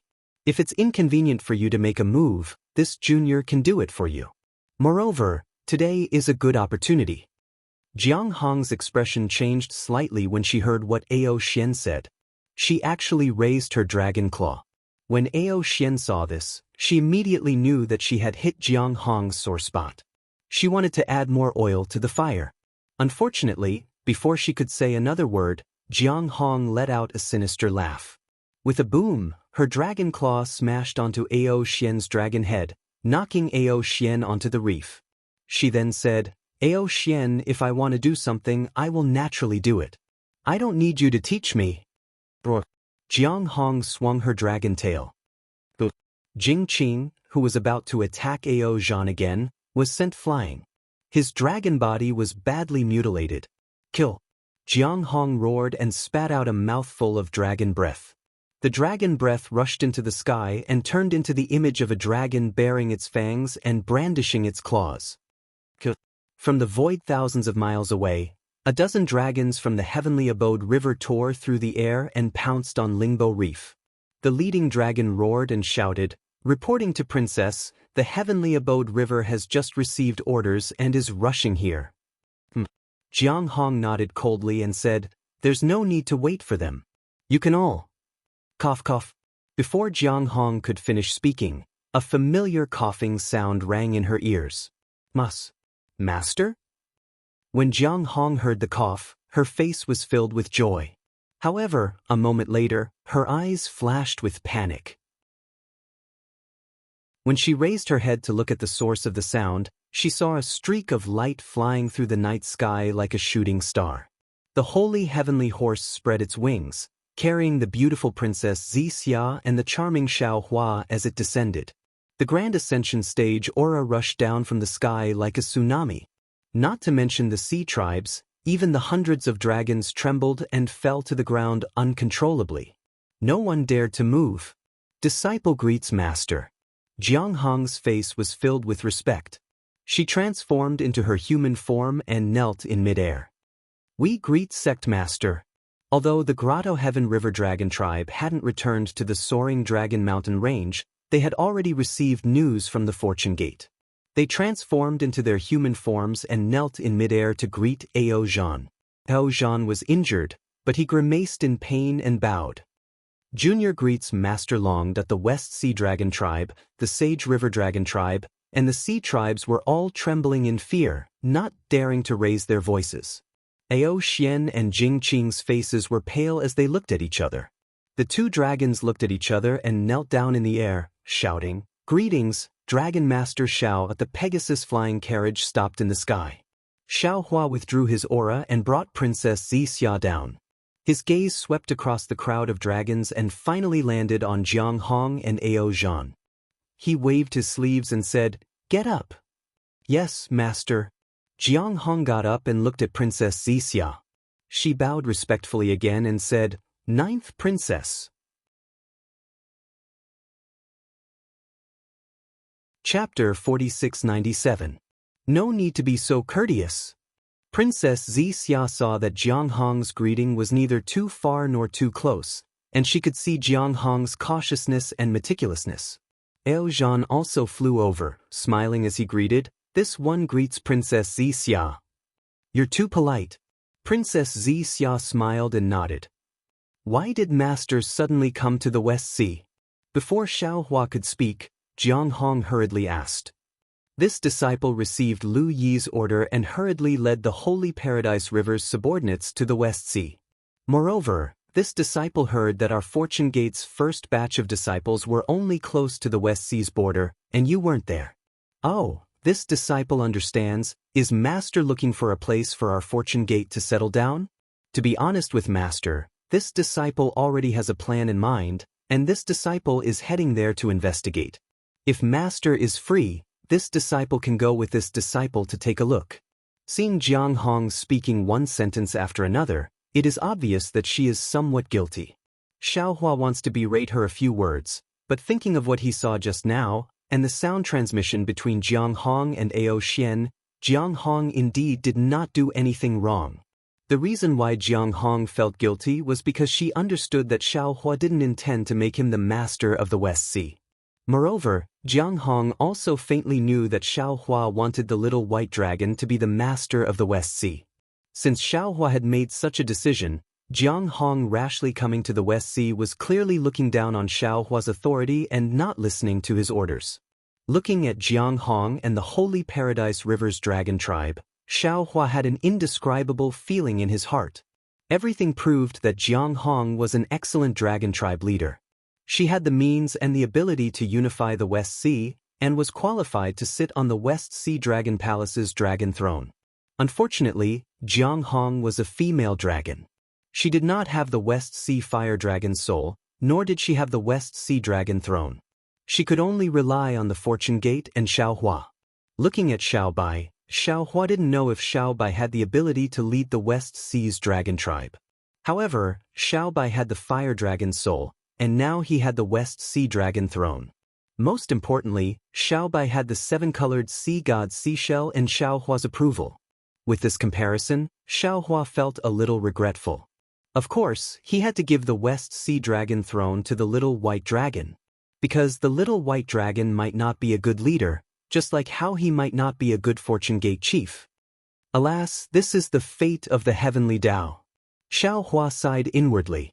He looked at the restless Jiang Hong and said, "Master came to the West Sea for another matter. The matter of our Fortune Gate's foundation will be decided by you and Lu Yi. He is now in charge of the Fortune Gate's affairs. If you have any ideas, you can discuss them with him. Also, if there's anything your clan needs, feel free to inform Lu Yi." Seeing Xiao Hua's amiable tone, no different from before, Jiang Hong heaved a long sigh of relief. However, before she could speak, a fierce expression flashed in Xiaohua's eyes, and he swept the members of the dragon clan with his gaze before he said coldly, "I've seen everything that all of you have done. I'm also aware of how Ao Ing and Ao Yu died.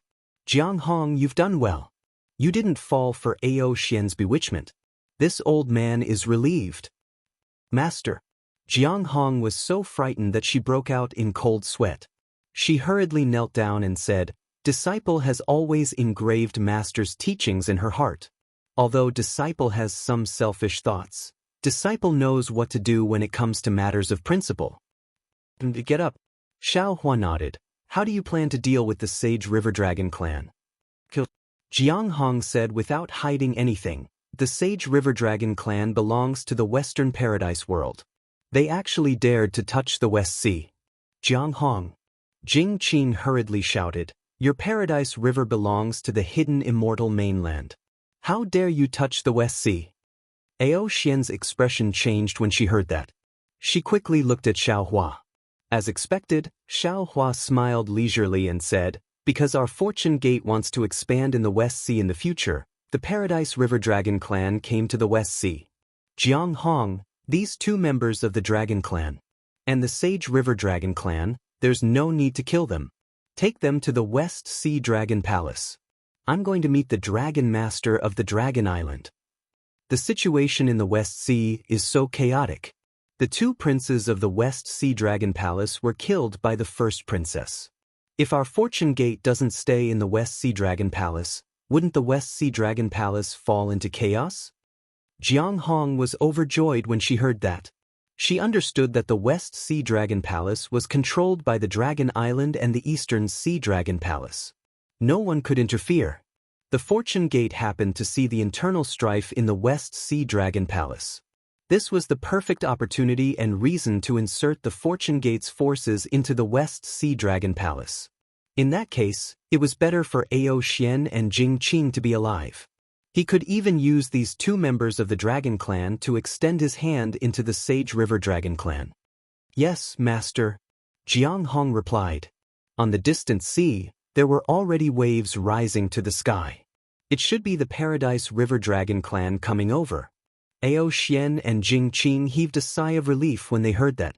Although they didn't know whether they would live or die in the West Sea Dragon Palace, at least they didn't have to die for now. At this time, within 1,000 li, there was another rumbling sound. Countless mayfly insects flew out from the void as if they had smelled something fishy. These mayfly insects were of different sizes, and the biggest one was more than 100 zhang tall. "Do you see that?" Xiaohua sneered, and his voice rumbled like thunder. "This is the biggest enemy our 3 continents and 3 rivers and 4 seas are facing. These strange insects are called mayflies, and they have the power to destroy the world. All of us venerables gathered at the Nacre Lake to discuss how to exterminate these strange insects. However, even our gathering was disrupted by these mayfly insects. You people don't know self-respect, you don't know righteousness, and you're still looking for small benefits. What's the meaning of this?" "Master," Jiang Hong hurriedly called out, "Disciple has long heard about the power of these mayfly insects. Seeing them today, they are indeed powerful. Should we avoid them or exterminate them?" "Exterminate them," Xiaohua said without hesitation. "These mayfly insects not only devour dragons with cultivation, but also ordinary members of the sea. If you don't exterminate them, they will raise the West Sea to the ground. Everyone, exterminate these mayfly insects." Jiang Hong didn't say anything else after hearing that. She waved her dragon claws, and while commanding the dragons of the heavenly abode, she rushed into the swarm of mayfly insects. "Saints of the Jiang clan, West Sea Dragon Palace, attack as well," Xiaohua ordered indifferently. "Yes, Junior understands." Ao Xian and Jing Qing knew that this was a good opportunity to redeem themselves. After receiving the order, they immediately commanded the saints of the Jiang clan to rush into the swarm of mayfly insects. Even with Xiaohua and the other Taoist experts, the battle between the heavenly abode and the saints of the heavenly abode and the mayfly insects lasted for 3 days and 3 nights. Seeing the last mayfly insect explode under Xiao Hua's punch, Jiang Hong and the other dragons of the heavenly abode could finally relax. Looking at the injuries all over her body, Jiang Hong smiled bitterly. She was no longer a member of the dragon clan who had a clear understanding of her own body. In this world, there were very few members of the demon clan who had a tougher body than the dragon clan. However, this kind of dragon clan body was as fragile as a piece of paper in front of the strange insect's hind legs. Every single scar on her body caused Jiang Hong to feel a lingering fear. Ever since she achieved great success in her cultivation, Jiang Hong had never suffered such heavy injuries. And today, if Xiao Hua wasn't here, that several 100 feet long strange insect could really exterminate all the dragon clan members. The mayfly insects lived up to its name. Xiao Hua released the netherworld origin power and collected the souls of the dead dragons and sea clans. Then, he said indifferently, "This old man hopes that today's battle will let you see the situation of the entire war clearly. This is the moment of life and death for our 3 continents.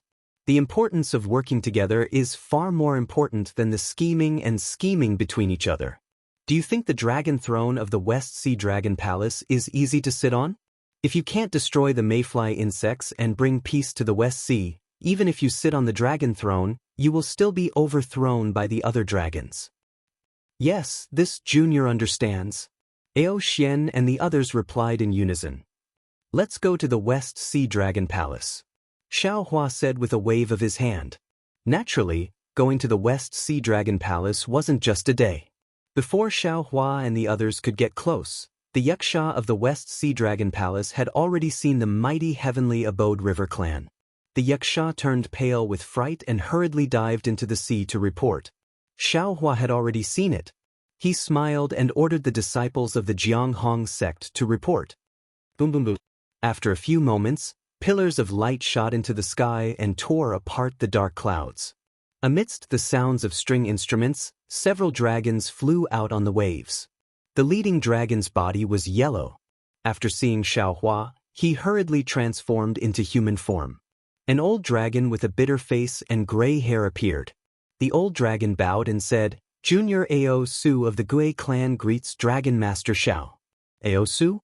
Xiao Hua frowned.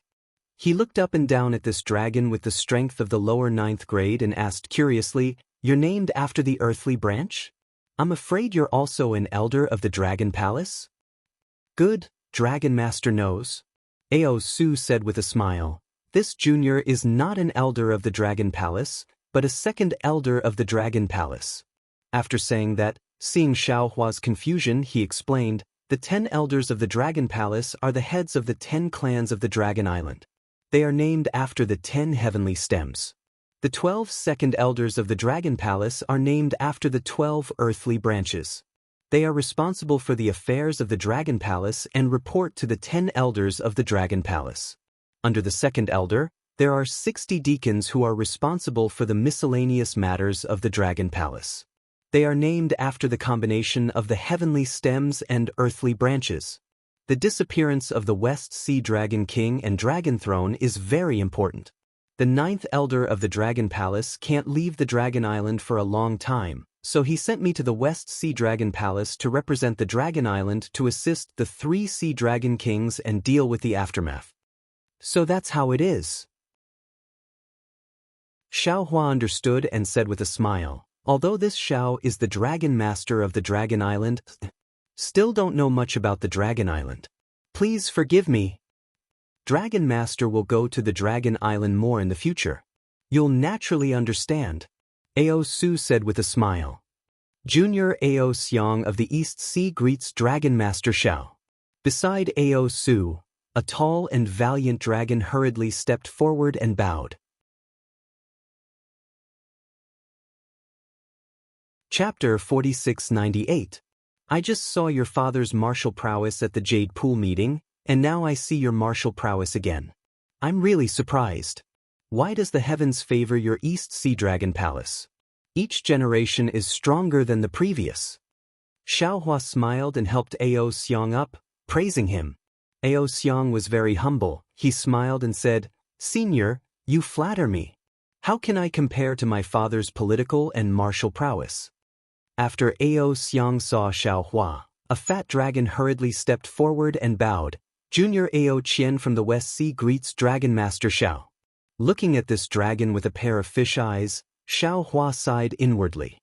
He nodded and said, "This old man hasn't seen you before, but just now in front of Lingbo Reef, I heard your name." "Who did Dragon Master hear about me in front of the Lingbo Reef?" Ao Qian's face was full of joy, as if it was an honor for Xiao Hua to hear his name. He hurriedly asked, "There are a lot of dragons talking about you." Xiao Hua said meaningfully, "Ao Yu, Ao Ing, Ao Xian, and Jing Qing." When Xiao Hua mentioned Ao Yu and Ao Ing, Ao Su and Ao Xiang did not think much of it. But when Xiao Hua called out the name of the Saint River Dragon race, the two dragons turned pale with fright. They looked at each other, as if they had thought of something. Looking at Ao Qian again, his face was actually blurred. He asked curiously, "What? Big sister actually returned to the West Sea? Why didn't she come to the West Sea Dragon Palace? Why did she go to the Lingbo Reef?" Xiao Hua didn't know whether Ao Qian was really stupid or pretending to be stupid, but he had a deep impression of the dragon's cunning. He only nodded at Ao Su and said, "Let's talk about it after we enter the Dragon Palace." "Yes, Dragon Master, please." Ao Su didn't dare to neglect. He hurriedly bowed and asked Xiao Hua to go first. At this time, Princess Zixia, accompanied by Jiang Hong, walked out from the group of dragons behind. When Ao Su saw, he thought for a while, and also raised his hand with Ao Xiang and Ao Qian. Princess Zixia understood that her status with Xiao Hua was not fixed. If she was the 9th princess of the Immortal Palace, the 2nd elder of the Dragon Island might not be so polite. Ao Su raised his hand was also because of Xiao Hua's face, so she didn't dare to be disrespectful. She smiled gracefully and raised her hand to return the greeting. Ao Su completed his etiquette and ignored Princess Zixia. He hurriedly accompanied Xiao Hua into the West Sea Dragon Palace. In his early years, Xiao Hua had already walked through the West Sea Dragon Palace. However, at that time, his eyes were filled with half of the treasures in the West Sea Dragon Palace's treasury. He didn't look at the Dragon Palace at all, nor did he stay in the main hall for long. Today, as soon as he stepped into the main hall, he saw that the hall was overflowing with treasure light. It was oppressively magnificent, even more dazzling than the South Sea Dragon Palace. "Master Long, please take a seat." Ao Su respectfully gestured. Xiao Hua wanted to decline, but after thinking for a moment, he raised his hand and pushed the door above his head. Boom! A soaring dragon aura mixed with red light forced its way to the top of the hall. The Dragon Master's crimson dragon crown appeared above Xiao Hua's head. Seeing Xiao Hua take out the scarlet dragon crown, Ao Su was delighted. After all, the main seat in the main hall of the West Ocean Dragon Palace was the symbol of the dragon race's commander. It was inevitable that it would be inappropriate for a Dao sect disciple to sit on it. However, aside from the main seat, where else could Xiao Hua sit in the main hall? Now that Xiao Hua was wearing the scarlet dragon crown, even the true ruler of the West Sea would have to bow and salute him. Xiao Hua's arrival not only preserved the dignity of the human race's grand ascension stage, but also preserved the might of the dragon race. No one would have any doubts about Xiao Hua's arrival. Xiao Hua sat down. Ao Su, Ao Xiang, and Ao Qian also accompanied him at the side. The dragon generals and officials of the West Sea Dragon Palace also followed the prescribed order and stood in attendance. In the end, Princess Zixia, Jiang Hong, and Ao Zhan entered again.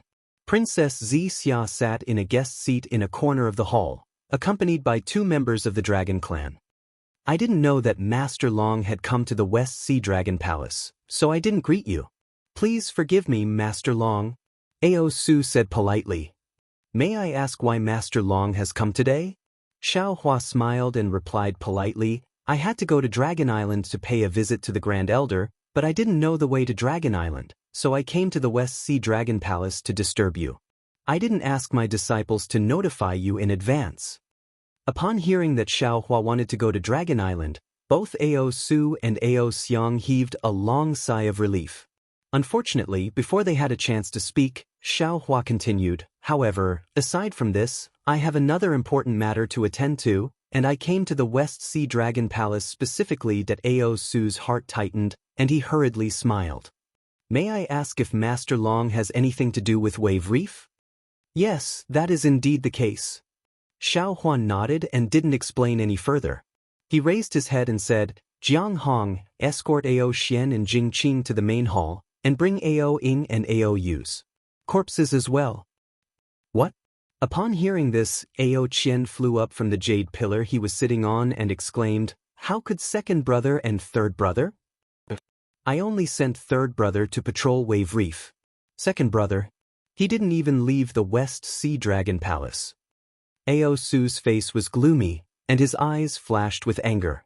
He glared at Ao Xiang fiercely. It was clearly the East Sea Dragon Palace's Crown Prince's idea to send the four princes out to patrol. He was kept in the dark. Ao Xiang's expression changed slightly, but he instantly calmed down. He was the one who came up with the idea, and Ao Qian was the one who made the decision. What did it have to do with him if something happened? Jiang Hong got up and flew out of the hall. Not long after, not only did she escort Ao Xian and Jing Qing, but she also brought Ao Ying and Ao Yu's corpses to the main hall. She also brought the heavily injured Ao Shun, Ao Bai, and the rest of the West Sea Dragon clan to the main hall.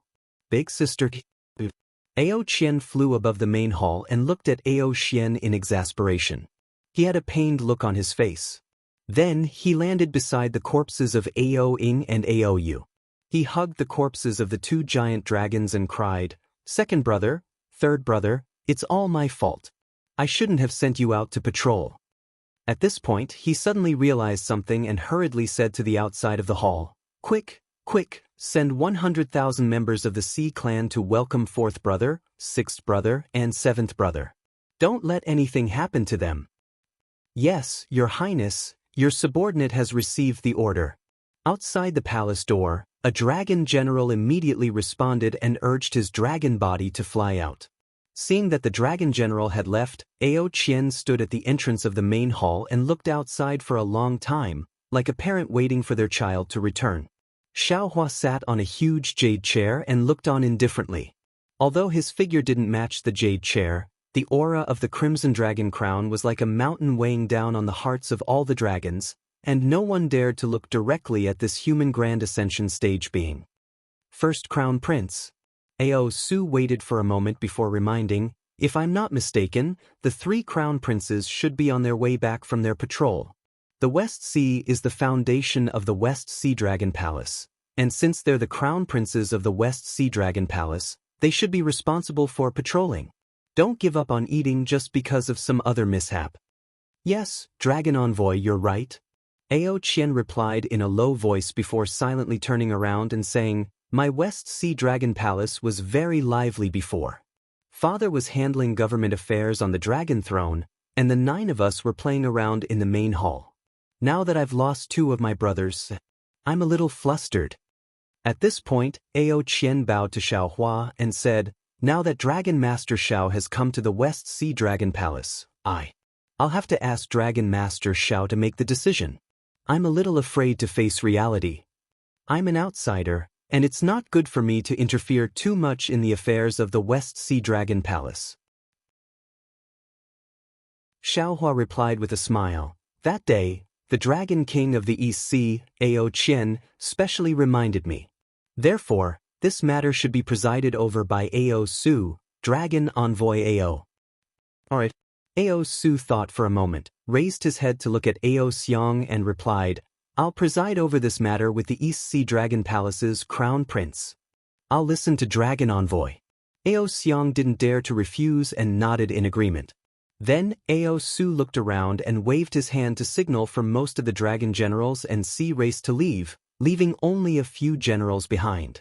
Then he ordered Ao Shun and Ao Bai to explain the situation. Ao Shun and Ao Bai naturally didn't dare to hide anything, and told him everything about the Lingbo Reef. Then Ao Yu's subordinates also told him about their own experiences. Finally, Ao Su's face darkened. He looked at Ao Xian, suppressed the anger in his heart, and asked in a deep voice, Ao Xian, what they said just now is the truth. Ao Xian said in a low voice. That's right. Ao Su sighed and said, Sigh, tell me how you discussed, how you schemed. Tell me everything in detail. Ao Xian had no choice at this time. She told him all the details of how she discussed with Ao Ying and how to kill Ao Yu. As for the truth, there was no proof. In the end, Ao Xian argued, I actually didn't have any other ideas, but because I couldn't stand Ao Ying's bewitchment, I did this. Killing Ao Ying was also Ao Ying's own bewitchment? Ao Su sneered, looked at Jing Qing and asked, Jing Qing, it seems that St. Jiang has a big plan. If Dong Tian River can come to the West Sea, why can't St. Jiang? Jing Qing sneered, as far as I know, the Redland River Dragon tribe has come to the West Sea a long time ago. Ao Su wanted Jing Qing to confess, but looking at him, he was afraid that he wouldn't tell the truth. Ao Su thought for a moment and said, I can't make a decision on this matter, so I'll put you in the prison of the West Sea Dragon Palace first. I'll report the details to Dragon Island, and Ao Xiang will report to the East Sea Dragon Palace. We'll talk about it when there's news. After that, Ao Su looked at Xiao Hua respectfully and asked, Dragon Master, what do you think of this? Of course. Xiao Hua smiled and said, Dragon Master, you're fair. I'm relieved. That's good. Ao Su replied, This junior will order people to prepare the teleportation channel to Dragon Island. This junior has a duty and cannot accompany Master Long to Dragon Island. This matter is just right. Master Long, please pass on this junior's opinion and let the elders decide.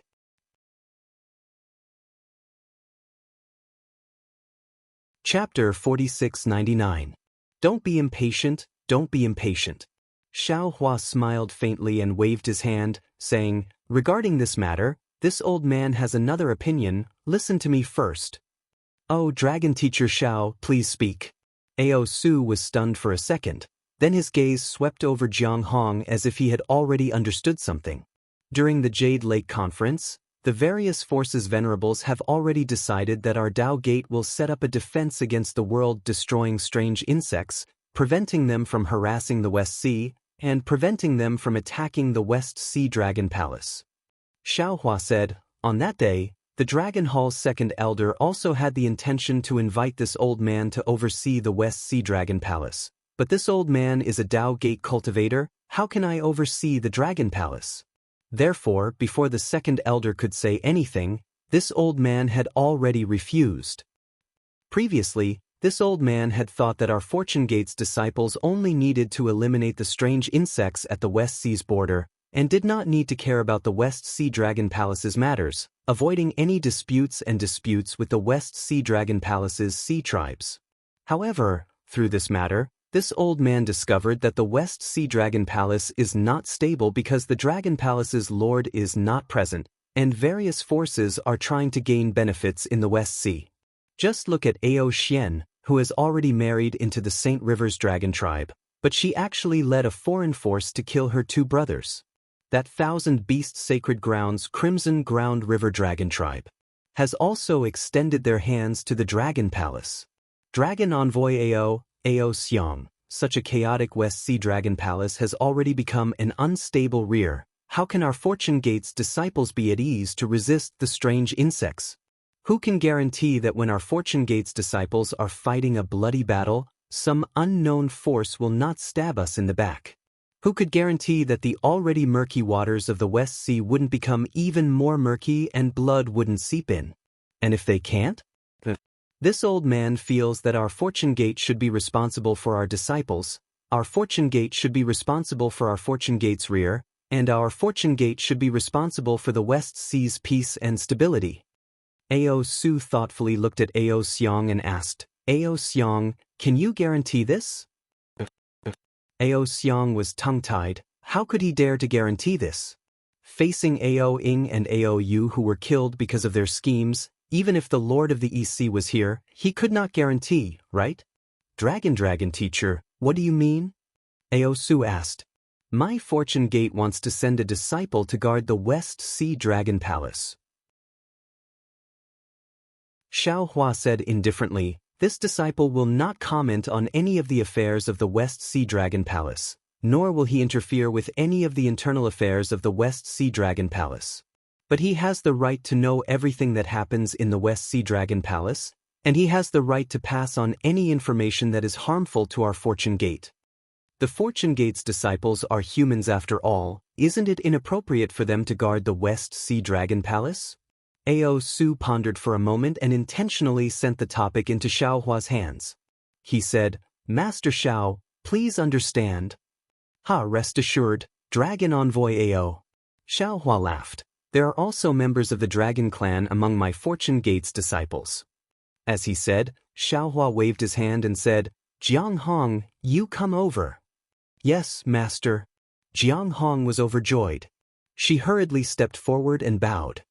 "Currently, all matters related to my Fortune Gate are being handled by this old man's disciple, Lu Yi," Xiao Hua said to Ao Su.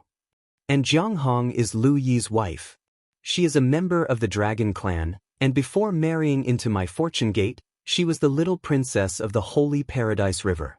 This old man has decided that she will represent my Fortune Gate to guard the West Sea Dragon Palace." Ao Su nodded slightly and smiled. This junior has long heard that the Holy Paradise River's Dragon Clan has produced an outstanding commander, but I didn't expect this Dragon Clan member to have already married into the Fortune Gate. Master Zhao's arrangement is wonderful. Jiang Hong is a member of the Dragon Clan, and she is also the wife of the Fortune Gate's sect chief's disciple. This junior has no objections. However, this junior cannot make the decision on this matter. I need to send a message to the Dragon Island, and Senior can go to the Dragon Island to explain everything. As for the East Sea Dragon Palace, Crown Prince needs to send a message. Yes, this junior will report to Royal Father. Ao Xiang hurriedly stood up and answered, but Royal Father does not. Jiang Hong glanced at Xiao Hua and smiled faintly. She said to Ao Xiang, "I'm afraid Crown Prince has misheard. My sect chief has decided to let me guard the West Sea Dragon Palace on behalf of the Fortune Gate. This is my Fortune Gate's decision. You only need to send a message.